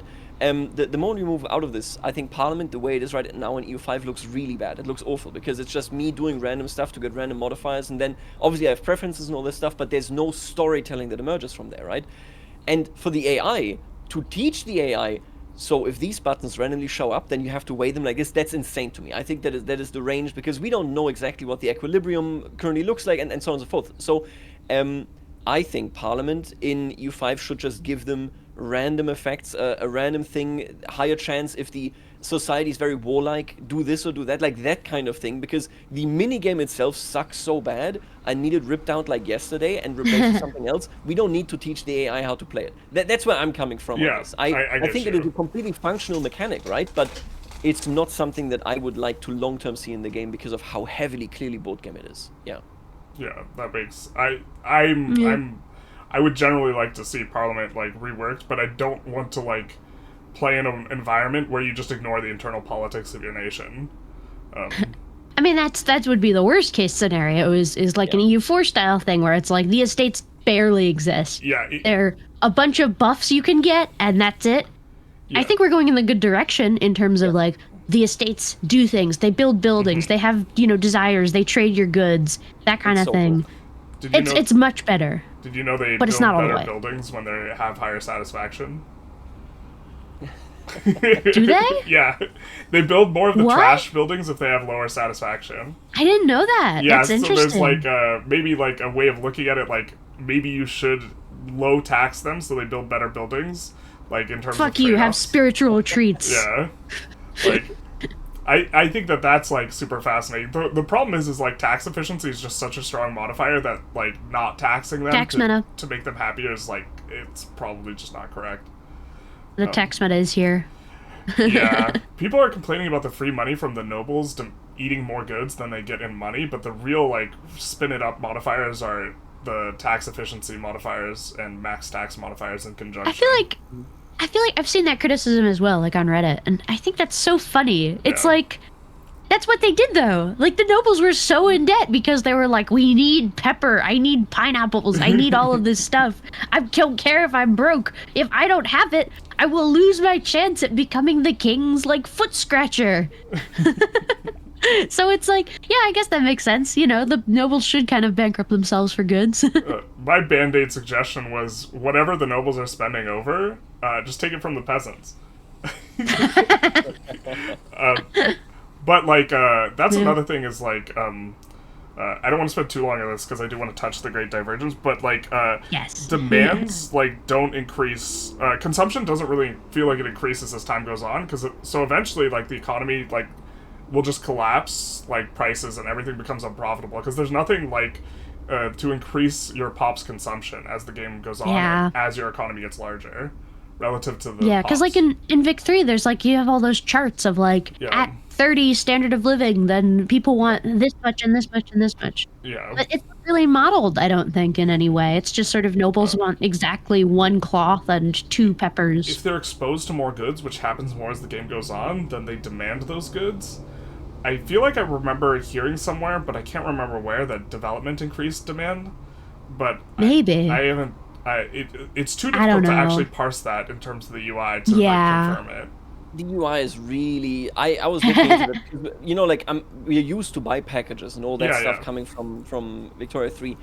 No matter how exactly it works, because obviously, because the Victoria 3 system is really cool and it's so in detail. I do not want it in a game that No, no, 500 God. years. It's going to be Like- so non-performative to like. It would no, it's that, but it would also It would crash be- and burn because because for EU5, the nobles can sit there and be like, we need chili for the entire game, but it's not going to turn them into.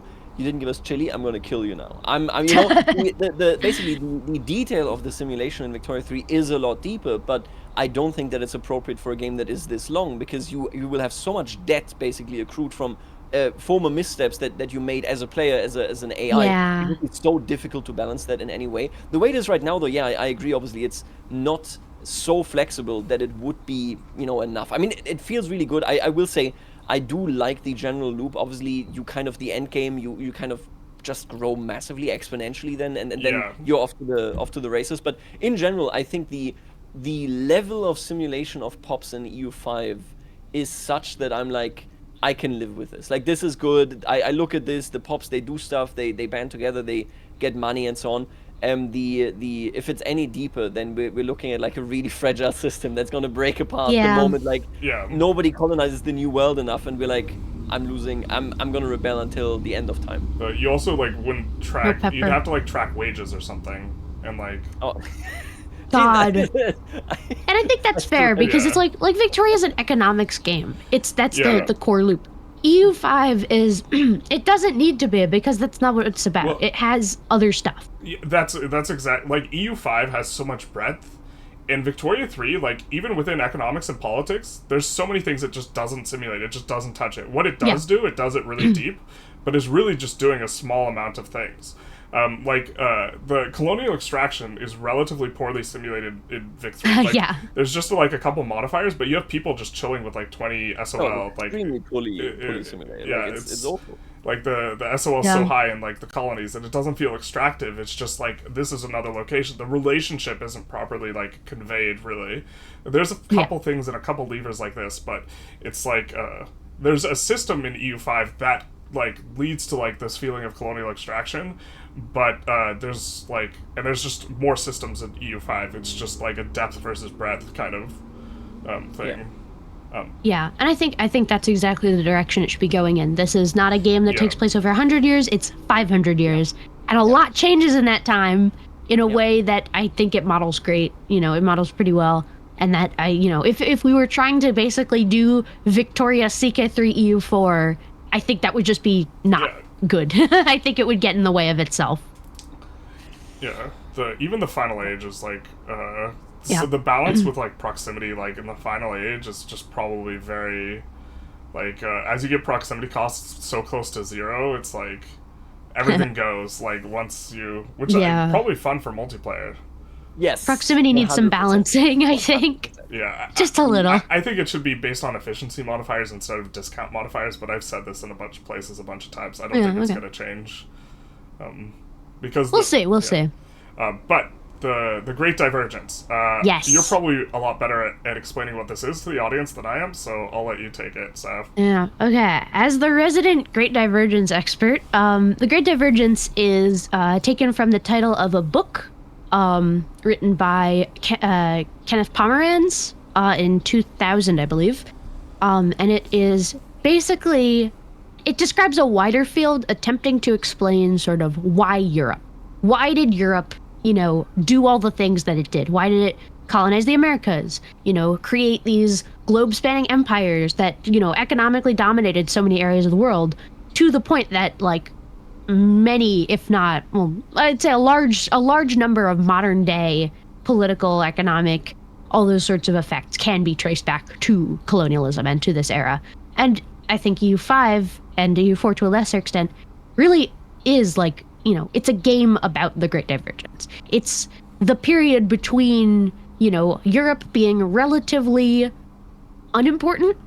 Like, I would not go to as far to say as, that it's backwater. I think it's more, similar to the rest of the world. To, at the end of the game, in 1836, where you have a pretty clear, path set out for European nations to go from, pretty big empires to absolutely massive empires, throughout, like, the Victoria 3 era. And so what I've been really interested in EU5 is sort of how the game justifies the why Europe question. And honestly, I think it does kind of poorly in a lot of areas. This is kind of my impression, too. Yeah. I think fundamentally the problem is that it's very, it's very eclectic. Like, it tries to apply multiple different lenses that are kind of fundamentally incompatible. Because it has sort of this, pop historical guns, germs, and steel lens of, like, it's about diseases. There's, like, the Great Pestilence is a very big, like, thing in the game. These native groups, they have their population just decimated. But then you run into weird sort of situations where that doesn't make sense. Like, for example, if you're colonizing in Africa, if you have default settings on, which is everyone can colonize, but only Europeans can explore. I don't know why that's the default. That's really weird, but that's the default. Does well when it's not. Yeah. But it's so funny because it means that, like I was playing Portugal, and I got beaten by Benin because Benin has amazing malaria resistance. Yeah. And so you get these weird situations where it's like, because, you've applied this one model, doesn't really work. You don't have sort of a lot of the other reasons that are important. And one of the big things that I think is missing that especially impacts colonial gameplay is a why. Because currently the AI kind of just like, if it can colonize, if it can afford it, it'll just kind of do it. Yeah. I've found like if, Mali is like makes tons of money, is super rich, they're just gonna take all of this stuff near them. Why? Because they can afford it. And I think figuring out sort of what the why should be is going to be a big priority for improving colonial gameplay, especially in Africa, because once you can sort of say, this is why European countries decided we want to invest in setting up trade outposts, setting up like these colonial bureaucracies and infrastructure, that I think can also be turned and be like, well, this is why, like Benin, for example, why didn't Benin go to Brazil? If they're close, they have like the disease resistance to malaria, why didn't they do it? And I think if they can figure out sort of a coherent like ethos for that, that'll be pretty big for that. Well, yeah. In terms of how the AI approaches it, I know we discussed this, but more for the audience, like, I feel like the AI is more pushed towards things in terms of, I have the resources to do this, so I do this, which is why the Pope is always exploring, and the Pope is, like, on the forefront of colonialism, rather than a pulled to do something type of motivation, where, like, certain features of, like, running out of, I think it was mercury or something like this, like, made it so, or running out of the Great Bouillon Crisis, running out of, like, gold and silver is, like, more the motivation. We have to find this elsewhere. That's huge, yeah. And so that, and I think like that, kind of explains why, like for Mali, for example, why would Mali go and try and find more gold? They're good. They've got it. It's right there. Yeah. And so like you can sort of craft these alternate historical explanations of like, Mali wants this resource and that's why they might colonize. If the but it's kind of lacking right now. If the burgers were exploring, it'd be interesting if gold price made it so that they invest less of their income in exploring. That would be cool, yeah. Tying it to the burgers also, I think, because like certain countries have just less burgers. Yeah. Like if they're, like I know Delhi, for example, is like 90% slaves. It's, like, yeah. Like they wouldn't be exploring like that. It's actually annoying in some locations it's 100% slave, so you can't employ Well, and one peasant. There's always one peasant. That's the new pop that just grew, and then he's immediately enslaved, like, days later after birth. Yeah. It's like, he gets born, he gets 1 day, and then they slap him in irons. Like, yeah. I mean, it's a really complex question, right? I'm not sure that... I would be very surprised, let me phrase it this way, if they ever manage to like get adequate kind of pull factors and going, we wanted to pick the why exactly. Like, it would be amazing, right? Like, I don't, because obviously you make a lot of sense with the angle that you come in with for this basically, but just looking at this, I'm like, I feel like the AI would have to like see so many connections that most players aren't going to be making. I'm glad that they at the very least, like, we have kind of push factors, rather than just, I don't know. It's better than them doing nothing, certainly. Yeah.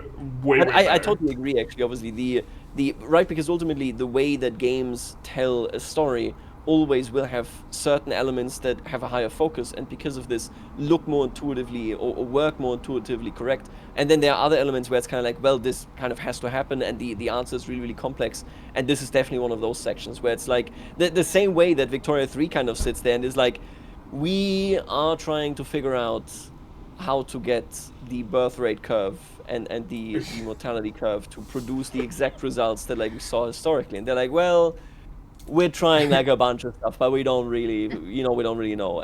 The kind of approach there is like, it's a really, really interesting topic. I wonder whether EU5 is actually going to tackle it, specific to colonialism. Have you looked at Observer Games' historic birth rates, like, overlap at all? For Victoria 3? That would be interesting. For EU5. For EU5. EU5 I haven't at all. No. Oh, because I'd look into that. I'd be curious about that. One thing is, like, I think that population is one of the most powerful things for a nation. because it informs your max building levels and it informs how much manpower you can get, just like a whole bunch of stuff. In addition to driving demand, you have more demand for goods if you have more pops, so you can have more opportunities for profitable buildings. But it seems like this just gives the East an enormous advantage, and India and China are just significantly better than the West.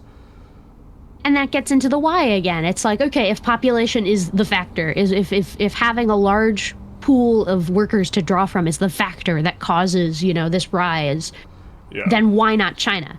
And I think that there are, reasons that can be argued. But no, I agree. I think that I don't think they'll figure it out. Basically, I don't think we can expect them to create like a perfect, coherent vision. Because if they did, then they would solve 100-year-old historical question. Like if they did, I can retire already. Like my work is done. Great. Isn't the motto EU5 be solved ambitious? It's a little ambitious, but I do think there are certain areas of the game that are really promising. Like for example, I really like how a lot of the game has a sort of like world systems Marxist approach to production, like with the colonies sort of becoming extractive economies compared to the non-extractive, manufacturing cores. That's great. I think that they should go more in that direction. And I think that often explains it. It's like, why would China not want to go to, do colonizing? Well, they have their stuff. They're good. They have, like if you played China, I think Loris was sort of detailing this. A lot of the trade you do as China is internal. Like I need cloth in Beijing market, gonna trade it from the Suzhou market. So it's like if you already have all that stuff internally, then sure, why would you want to colonize? And likewise, if you're Europe, if you have no gold and silver, you need that for your country to function, for you to be able to do minting, for you to be able to make jewelry and all this other important good, like all these goods. That should, I think, inform why countries colonize. And I think the basis is already there. It just needs to be sort of, polished to a great extent. The one thing that I think does support like the Great Divergence phenomena quite a bit is it's a bit of a railroady way, but institutions generally will spawn in Europe, and they have spawn requirements. Some of them have spawn requirements that they have to be like Europe or North Africa, for example, or tied in that region specifically. Yeah. But once you get global trade, this only slows down the East so much, and the institutions spread very fast. You could slow it down, I guess. I think institutions, I think it's better than in EU4, where every institution is like immediately taken up by the entire world, and you see like no tech differences at all. Yeah. I think it is improved in that way. However, again, this is sort of another lens that they're applying, where they're like, well, the reason is these cultural institutions, these important technologies, that's what does it. And it's like, well, if that's what does it, then what's stopping, other areas from just being like, we're going to trade a bunch, get the institution, and then get it. Or like, why can't it spawn elsewhere? Why can't the printing press like spawn in Korea? Which I have seen, by the way. I saw printing press spawn in Korea, and I was like, okay, sure, why not? You can change the game. I think the institutions in particular, right? They are like not a holdover, because they're a very deliberate element. I don't think that is going anywhere at all, of saying we, much like a board game, want pacing. We need pacing, we need specific things to occur. So it's definitely, basically, it's the opposite of the very, very historically and history focused point of view of saying we want to explain why these things are happening. Instead, it's just saying no, we have to have these things happen. And I would also say, for regarding population as well, I mean, China has undergone so many changes, East Asia in general, I guess, in Victoria 3 as well. I really have come kind of to terms with the idea that in Paradox games, for games that care about society and that care about the economy especially strongly, for example, Hoi 4 doesn't at all, obviously CK3 really doesn't. But for those games that care about society and industry and such, China and India, frankly, aren't real places. What I mean there is that like these systems are not designed to handle them at all. So like, it blows my mind every time I see that statistic. Minus that I see- 100% China modifier. Yeah, no, but it's also like it's one of those things. Like the Great Qing is arguably the most played country in all of Victoria 3, and it's like, how does that? Because it's not you start playing and you win, but it's also like obviously that period is super interesting to people that are fans of the history of China. It just blows my mind because the system itself it can't handle it at all. You know? Not at all. I also don't have like a solution or a suggestion. Usually I don't like to give feedback on something if I don't have like an alternative. I don't know how you simultaneously make pops important and also not important, like, which is somehow what you'd have to do. I guess you'd have to give like a pop like throughput modifier or something like this. I mean, I have my sort of answer, which is the answer that I have stolen from J.M. Blout because I think he's right, which is the Americas. I think really the Americas are the deciding factor. You know, just the wealth of the Americas flowing into Europe allows them to generate these sort of societal institutions to an extent that other areas of the world were just not able to. But that's just my answer. That's just, the one sort of lens I think fits best. The Pacific's harder to cross than the Atlantic. Yeah. So there's that too. Yeah, there's that too. But there's all these sort of multiple, overlapping factors of like how urbanized is a place, how connected to naval routes, how interested are they in colonization, what resources do they lack, what resources do they have lots of, what societal pressures do they have. And, I think EU5 is sort of doing their best to like cohesively have them all sort of, interact and fit together. But I think still there's just some work needed. One idea I just thought of is if you make the ratio of upper promoted pops, like clergy, nobles, and burghers, if you make that matter more relative to peasants, because in India and China, there's going to be a really high density of peasants. Yeah. And that fits historically. Yeah. That fits historically. After the Black Death, much more of the peasantry died than the nobility, just because there were more of them, which led to an increased demand for skilled laborers and the demand for goods stayed similar, but like luxury goods, but the supply was much less, so you could get more money for them. No, I think that might be interesting to sort of see if they would do that. Yeah. I don't know where you'd put the modifier for it. Like, who knows? Production efficient? I don't know. That's like a bit of a weird one. Let's first see how exactly once the AI becomes an expert level colonizer that knows exactly how to do triangle trade and how to throw stuff from India all the way to Europe. Maybe we're already going to see some effects there where then all of a sudden Europe is looking much more powerful than That's any true. potential competitor. So like, who knows? I think this is kind of like one of those things that Maybe they did it. yeah, I mean, this is like going to be permanent, hopefully, The- going to be in development for a long time, right? Surely. But I'm just going to say, be ambitious. So I'm gonna say the opposite. I'm gonna be a hater so that they got somebody to prove wrong. I think they can't do it. It's impossible. No, they don't have it in them. They don't have the dog in them. They can't do it. Never. See each other in 5 years. Let's see what. Maybe they did it. It's not the size of the country in the fight, it's the size of the fight in the country. Or depth, I guess. Listen, the game I, like the least is going to be the one that I have the least critiques for, because it's like, if I already don't like it, why would I want it improved? Whereas this game, I love it. I want so many things improved. Yeah. But have either of you guys played in India at all? I haven't really. Just a little bit. Yeah, you you hit like escape velocity on the economics very, very quickly, as a result of just having a ton of pops. Yeah, I think I might do a Vig game, but I think they're one of the strongest starts in the game. I'm currently playing Delhi, which, like, in multiplayer is going to be insane because they have way more manpower because they have the Mamluk barracks.